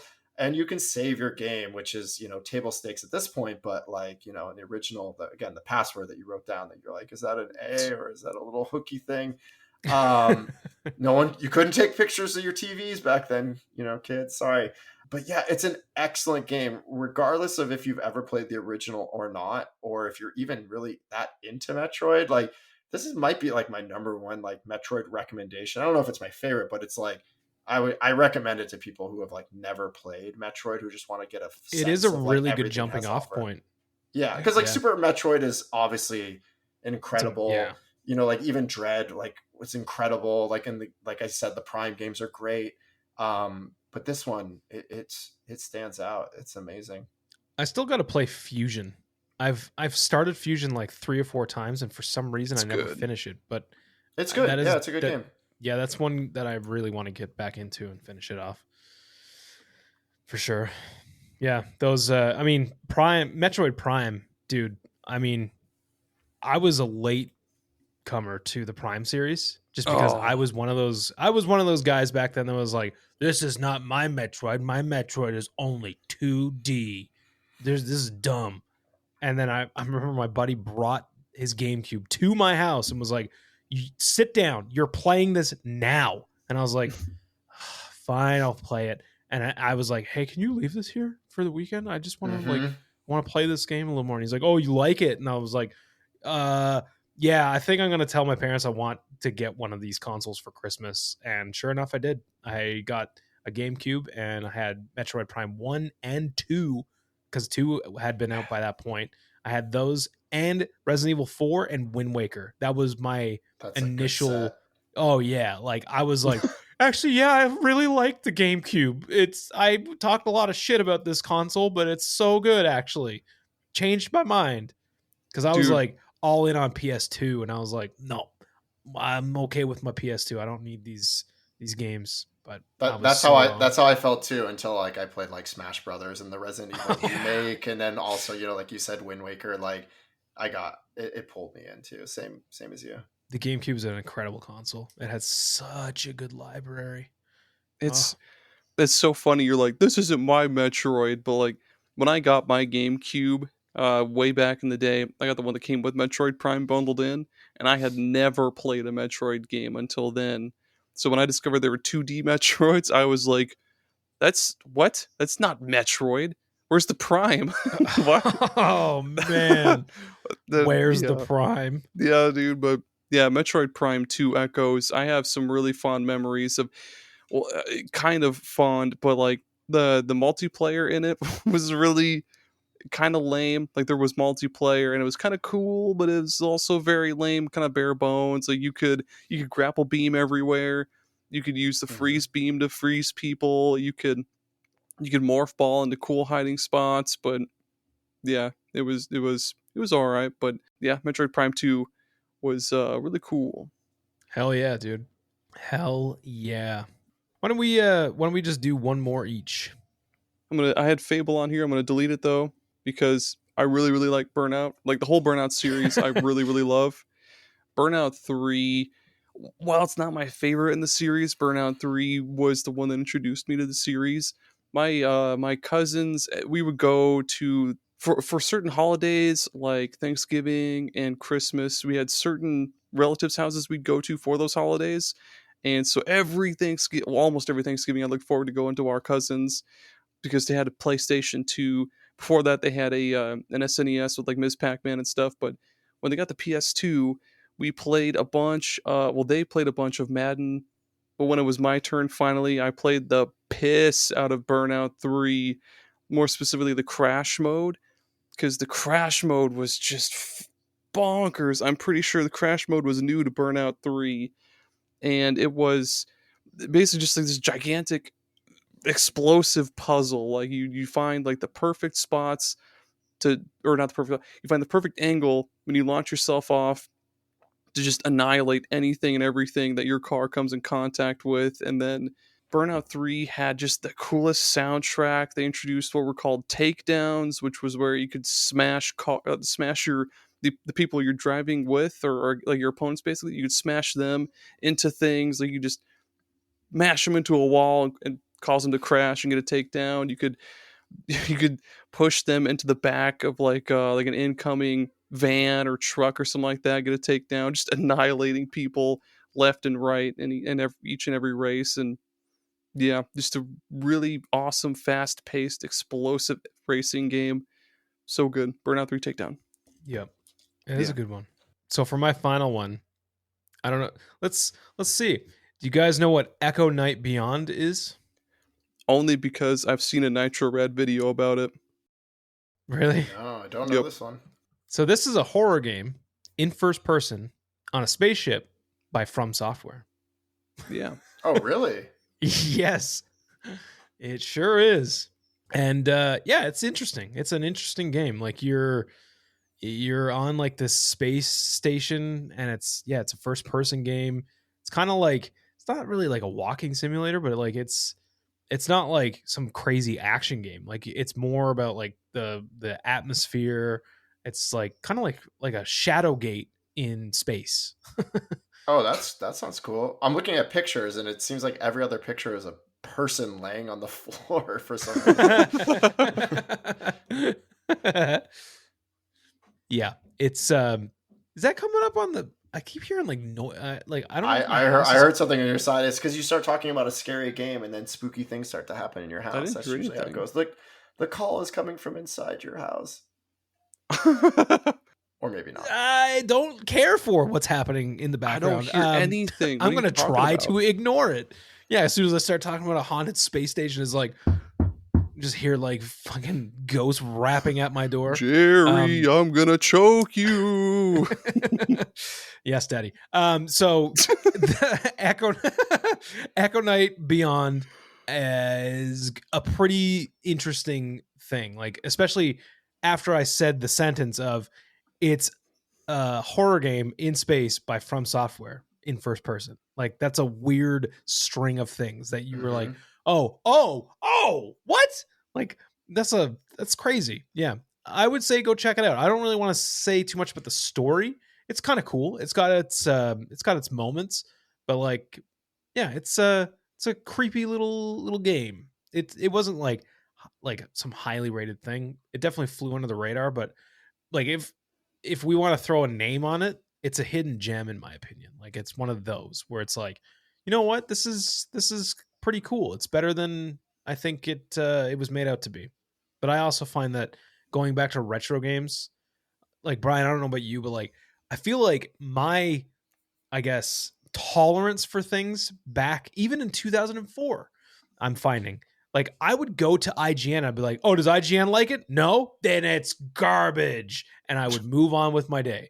And I was just like overlooking all these games. Now when I go back, I'm like, yeah, it's got some jankiness, but like there's a cool game here. I don't know why everybody hated this so much. And like I just feel like I fall in love with games that are supposed to be bad, or like they were just like, oh, IGN gave it a 6. It's like, well, fuck them. Like I don't know. Like I'm having a good time with this. I mean, the same could be true with like movies, TV shows too, right? It's like, especially even if you look at these aggregators, like Rotten Tomatoes or Metacritic or whatever, it doesn't necessarily reflect your opinion. Like you might be that 1 out of 5 thumbs up, that it could be a 10 out of 10 for you. With time being so limited, it's I get it though. It's like you kind of pick and choose, but like many others, I'm trying to go back and like revisit a lot of things that are now on my backlog for these kind of reasons, Yeah. 100%. But also because Counter-Strike took over too much of my life. Too long of a period of time. Yeah, there's a sliver of your life that's been removed. Yeah, it's like those people. Yeah, you're like, I can't remember anything that happened from 2004 to 2012. But yeah, it's okay. I'll make it up. Hell yeah. So yeah, Echo Night Beyond. Go check it out. Brian, your last one is a doozy. Well, it's interesting. So okay, the last game on my list is Metal Gear Solid 3 Snake Eater. So I played the original NES game. I've since, okay. I've played some others, but that was my only experience with Metal Gear until this game. So I leaped all the way from the first NES game, then there was a second NES game, then there was Metal Gear Solid and Solid 2, right? All the way to 3. And I kind of just picked it up random. I remember thinking like, is this even for me? I don't really know what this is. I don't know much about it, right? And I played it and like I had a mixed experience with it. Like there were certain things I loved about it and certain things I was kind of soft on about it. I still look back on it as being like, that's an awesome game. It's got as people who have played any of these kind of games, right? Like the cinematics and the story is just incredibly insane, right? It's like everything's over the top. It's like an anime on steroids, right? And that's part of the charm of it. It's like, it's not taking itself too seriously, or it's taking itself too seriously, like all at the same time. But everything's over the top, and I kind of love that about it. I also love that it's like, isn't it like you smoke a cigarette and you like lose health? It's like silly things like that. You lose health when you smoke cigarettes, but it helps you steady your aim with the sniper. Oh, see, I didn't even know that. It's also a game where like the boss fights are incredibly innovative, right? Like, oh yeah, just like there's the old guy, right, where you can like, he's like all camouflage running around the forest, and you can actually wait for him to die if you don't want to like finish him off by like letting real time go by, which is hilarious. Like I remember looking that up later and being like, really? Like, oh, this is like a fourth wall breaker. This is like really outside the box. Oh yeah, Kojima was doing that shit all over the place. Yeah, and he's so respected now. But the thing is, like, now when people are like, they talk about Kojima and like kind of go like about how like, Kojima's kind of like, he's kind of got his head up his own ass a little bit these days. And like a lot of people didn't like Death Stranding for what it tried to do and what it did. I liked Death Stranding. Can't tell you why, but I loved that game. And I went back recently and started playing Metal Gear Solid 1 on PS1. And I finished that and was like, okay, this is like insane. I get why people say that this game is so good. And I played Metal Gear Solid 2. I recently beat that and I was like, okay, I'm starting to see now why Kojima's head is up his own ass, because he kind of deserves to be in that position, because I don't know if there's anything quite like these games, especially at the time. Holy shit. At the time, these games were like, they were their own thing. Like there was nothing that was like they're in a category all of their own. Like, yeah, you could call it like a stealth shooter or whatever. And sure, there were some other things like that popping up, but like, that's actually my least favorite part about the game. I'm a very impatient person. I'm like, when I play a game, Same. I'm like, I want to be the barbarian. I am not the guy who sits and crawls around in the shadows. Like, that's why I can't play Assassin's Creed games. I can't play them. I've never played those. But like whenever there's an option to do one or the other, I always do the Berserker thing. So like I think I maybe soiled my experience with this a little bit because I didn't have the patience and I wanted to keep going. But again, like it was the innovation. I finished the game. Like it was the innovation that really climbed up that ladder. Yeah, and I think there was wasn't there a boss that was like kind of like a ghost, or like all the people you had killed were like appearing in this like ravine. Yes. And that was also something where I looked up later. It was like, oh, if you didn't kill these guys, they wouldn't be there. And I think you had to like let yourself die to progress. It was something like that, but I kept like resetting it because I didn't know what to do. But yeah, I mean, it's like it's all the stuff that goes around the game. It's all the stuff outside of it, and that kind of like permeates and like exists within the game and outside the game at the same time, including all his other games. Metal Gear Solid 1 and 2 are on my backlog. I want to like go back now and just like experience those. All I know is like Raiden is the character in 2, I think, and everyone was all pissed off. Dude, there's some crazy shit in 2. There's some cool things that happen in 2 that I was even like knowing a lot of stuff from these games, because I actually still haven't played Metal Gear Solid 3. I'm still getting to that. I know a lot about it, but that's the thing. Even knowing a lot about 1 and 2, there was still shit that was like, oh, this is so cool. Oh, this is awesome. Like, and there's still like little twists and turns. Awesome. I was like a child. Like I was like, oh, that's so cool how he did that. And like how the fourth wall broke like 7 times just to get to this part. Like it's still blowing my mind. So I'm like, okay, yeah, this holds the test of time. This game is still super good. He was doing weird stuff even on the NES game. Like the whole idea of like you're hiding in a cardboard box, and if you don't move, the cameras don't see you. And like you have to like, you can tap on a wall or punch a wall to see if it makes a different sound to determine if you can, like, that's already like pretty cool if you think about it. And it's, early days. And then Death Stranding is actually the next game I'm going to play. I bought the director's cut because I want to get hyped for the sequel. Maybe I won't finish it. I heard it's a pizza delivery simulator or something like that, so I'm really looking forward to that. That's the thing, man, about Death Stranding. I'm making fun of it, not even know. Like nothing has actually been spoiled. Like I know who does the voice acting in it. Obviously, he's extremely recognizable. I know there's a baby in a safe room. I know you make deliveries. That's all I know about it. And so I'm actually like really excited. I'm not going to spoil for me yet. I promise I'm not going to spoil anything for you.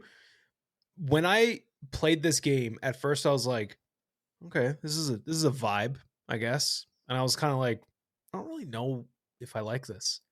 And like hours passed, and I was like, oh, I gotta figure out, I gotta stack these things like this because I need to deliver it.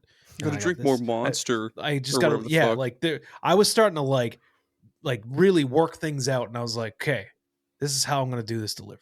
And then I realized like, holy shit, I've been playing this game for like 15 hours. And then like there's crazy story stuff that happens that I was like, this is so Kojima. Like, what is going on? I don't know anything that's happening, but I love everything that's happening. And by the end of the game, after like 40 hours of playing this game, I was like, that was an amazing game. And then people will be like, oh, did you like that game? I'm like, I loved it. And they'd be like, what'd you like about it? Don't know. I have no idea. Oh, that's okay. I can't explain why I love this game so much, but I do. And I'm hyped for the second one. If stacking cargo boxes is as fulfilling as reorganizing your cache case in Resident Evil 4, I'm all in. Yes. It is. It's pretty, when you do a delivery where you have to utilize every aspect of like your environment and like other players online, you get to that end goal and all your packages are still intact, pretty rewarding. Well, I'm going to do it. I'll let you all know what I think once I would love to hear what you think about it. Would love it. My favorite part of Metal Gear Solid 3 is when you're in the menu you go to like tend to your wounds, and you spin Snake around a whole shit ton. And then after you back out of that, he throws up because you've been spinning him way too much and he's all dizzy. It's pretty cool. I didn't remember that, but that sounds right.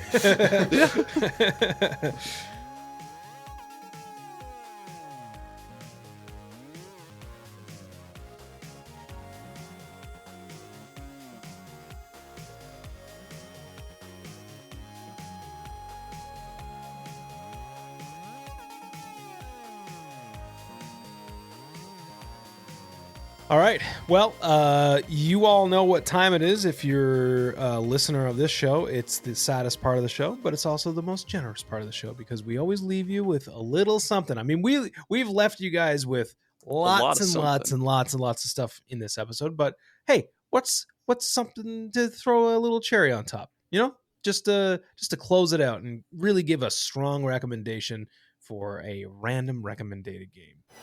Random Recommended Games! Brian, because you're the guest, and thank you so much for coming on doing this. This has been real fun. But one last thing before you go, we just ask, Brian, give us a random recommended game or games. Yeah, I went overboard. I got 3 here, but these are the last 3 games I played, so I didn't look back very far. And they're all very different. So Harvest Moon for the SNES is the first Harvest Moon. I was always so interested in what is this thing when I saw it when I was younger. And I just finally decided, okay, I'll do it. I did all 300 days, got married, had a baby. Really? Painted my house. My wife made wine during the day. I think that's what it was, although they call it juice. But so peaceful. I did it. The next one is Signalis, which you can play on Switch, but I believe it's on all the other things. Awesome game. It's a very it's like retro 3D looking, kind of like 3/4 view, very Resident Evil like in the sense of like, you know, some simple puzzles and like gating, but also like shooting at zombie-esque type things, but they're not. Very mysterious, really cool story, has multiple endings I came to learn. Kind of a very sad tone to it, but also just like it's so intriguing. Check that out. And it's pretty short. And then the last one is Ocarina of Time. This is the 3DS version. So I played this 64 version when I was younger. I went back and played Majora's Mask again last year, and then I decided why not Ocarina of Time on the 3DS, which has fishing and some, you know, cleaned up graphics. It's an incredible game. I mean, there's not much to say about this game that hasn't been said, other than when I finished it, all I could think of was, you know, I didn't love Zelda Echoes of Wisdom. I did finish it. I did not love it. It felt like it was like a bed staircase simulator, and I felt like it kind of did her. I think they did her a little dirty in the sense of like I didn't like it either. Really, I like that she's like a spellcaster. That's kind of cool. I like that like it's her own thing. That's great. I do feel like there was too much of like there's a crutch where she's like relying on him as an ability too much, and it's like still kind of his story, even though it's supposed to be. I think the Zelda game we should play is you should have Zelda in her like Sheikah form, and it should be is it like the 10 or so years when Link. So if people don't remember Ocarina of Time, Link gets all the things he needs to go into the Temple of Time, and then he's basically like frozen in time until he becomes an adult, and that's when Ganon takes over. The hell breaks loose, and the world turns to shit. That 10 year or whatever it is, like that's when she is whisked away by her caretaker, where she learns about the Sheikah, where she gains these cool abilities, ninja vanish, playing the harp. She has the you know, like maybe she could do some cool stuff with her harp that the Ocarina does. Like you could make a whole game out of that. She's incognito. She's like a double agent with Ganon, at least in the manga version, because I read that to my kid recently. You could do a lot. That's the Zelda game I want to play. I don't care what it looks like. That's a good idea. Like what you're saying to me, I'm thinking like, imagine if Platinum came out and they were like, hey, we're doing a new character action game, but it's Zelda as Sheikah, and it's just like you're tearing shit up in like like Bayonetta, like kind of like gameplay, like that kind of thing. Give me that all day long. Like with some like Tenchu stealth segments where you're doing stealth kills. I mean, she probably would stealth killing a Goron. Yeah, dude. It's also just a good excuse to kind of remake some parts of Ocarina of Time, you know, and like embellish. I'm surprised actually that they haven't like Ocarina of Time is like that one that like it had Majora's Mask, but like nothing else really came about that kind of segment of Zelda. Like you think about like A Link to the Past ended up getting A Link Between Worlds like how many years later? Like that was like a continuation of that, but it's like how have we not gotten anything as a continuation of Ocarina of Time? Like that's wild. Yeah, I mean it's probably the best story, you know. It's really great. Yeah. people would complain way too much. It would end up getting the because like how good Ocarina of Time is, it would end up getting the Chrono Cross treatment where people are like, if it wasn't a Chrono game, it would be good, but like it is a good game. I don't know. To be fair, Chrono Trigger is a much better game than Chrono Cross. But yes, I love Chrono Cross though. They are. Chrono Trigger is a fucking. I love game, Chrono though. Trigger. Yeah, Chrono Trigger it's is a perfect game. Yeah, but yeah, sure no hate for Cross. If you have to pick one, Yes, that's right. Yes, Chrono Trigger. That's a 10 out of 10 game for me, Brian. Mm-hmm. Best video game soundtrack of all time, in my opinion. Wasn't it crazy what that game was doing on a Super Nintendo? Yeah, it's insane. Yeah, like, so good. Man, we should just do an episode on Chrono Trigger. We should. It just had its anniversary too. Couldn't avoid it. Yeah, we're gonna have to do an episode on Chrono Trigger, I think. We're gonna. And Aaron, no Chrono Cross talk on that one. I'll try not to. You shut your yapper. Do you want me to go next, or you want to go next? I was just gonna say I'll just go real quick here. Okay. I was out of town for business last week, and I was stuck in a hotel room, and I brought my analog pocket with me, and I was just kind of exploring the Game Boy Advance library, and I remember hearing about this game Ninja 5.0, like which is now on Switch, by the way.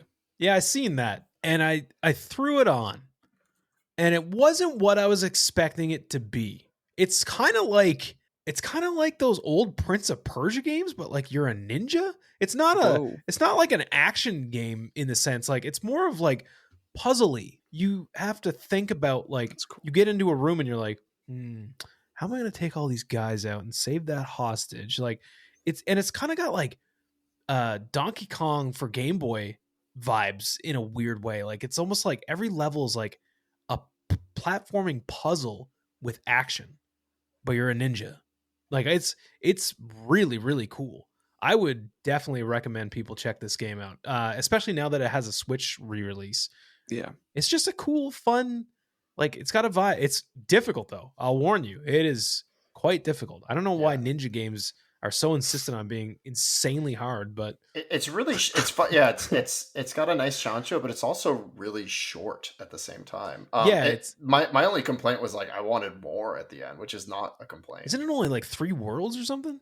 I think it's 3 levels and it's 5 missions with 3 levels and a boss battle, according to Wikipedia. Also, for people that are looking for it, it's also called Ninja Cop, which is just like Ninja Cop. But it's funny because like Ninja 5.0 also means cop. Oh yeah, so it's kind of perfect. Ninja Cop. That just sounds like some bad B movie.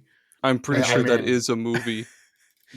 We need to make movies like this again. I actually love it. Google Ninja Cop. I'm pretty sure it's a movie. Aaron, what's your Ranga? I was going to say Ranga recommendation. What's your recommendation? Yeah, hit me with it. my random recommended game. I've been getting into shmups these past couple of days a lot, and one I've gotten pretty into, kind of gone back to it more and more and more, is G-Darius, or I'm pretty sure it's Darius. Is it Darius? I'm just Shmup Junkie says Darius, so that's just what I'm going by. Yeah, G-Darius. I always said this is Darius in my. I always said Darius also, but I don't know. I don't think a lot about it. And nor should you, Brian. Yeah. Well, maybe keep this one me up at night. This one might. This one it's super. So it's the first one on PS1. Well, actually, no, I'm pretty sure it's the only one on PS1, but it's the first one to use 3D graphics. So it's got cool 3D backgrounds. It's got 3D enemies, and then your ship as well too, and all that stuff. And a lot of the enemies are like robotic fish, like especially the bosses. They're these gigantic screen-filling robotic fish with different names, like Iron Defender or Steel Fish, or like I can't remember any of the names, but they have really cool designs, and the boss fights are just insane. Like you're shooting off different parts of the boss, the whittling down its health, and just the bullets are spraying everywhere. And one of the cool mechanics to this game is that you can throw out a capture ball at enemies, and you can capture an enemy and then use it as one of your guns. So alongside like upgrading your gun as you go along, you can capture an enemy and then use their weapons alongside you. And if you want to, you can just detonate the enemy and use it as a bomb to clear off any bullets that are flying at you.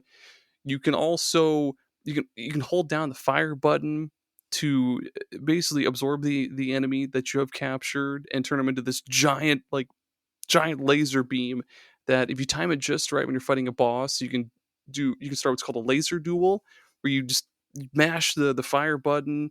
It's like that Dragon Ball Z kind of thing where it's like a Kamehameha, like two Kamehamehas colliding and they're like going back and forth. But yeah, it just does a shit ton of damage to bosses, and it's really cool to see. Yeah, just a really sweet game. It's hard as fuck, but it's really, really cool. And so it should be if it's a shmup. I don't think there is very many easy shmups. Actually, Unless you set them there's a whole genre of them, and they're called cute-em-ups, but even those are hard. Yeah. They can be kind of hard, yeah. They can be.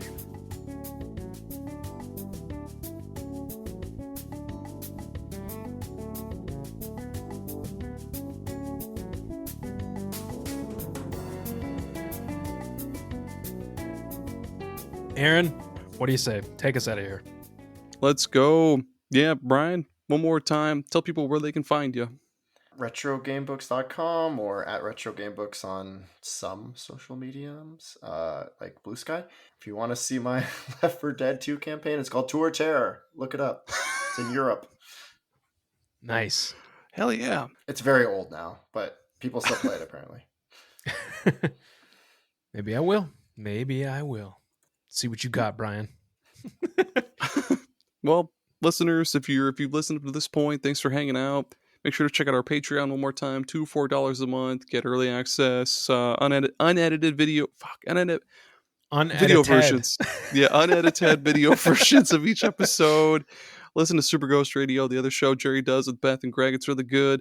Leave a rating or review, whatever you're listening to us on, whatever app you use. Everybody, you say bye. Goodbye. Goodbye. Oh, we forgot. Be sure to tune in next time where Gerry fights a gigantic robotic laserfish.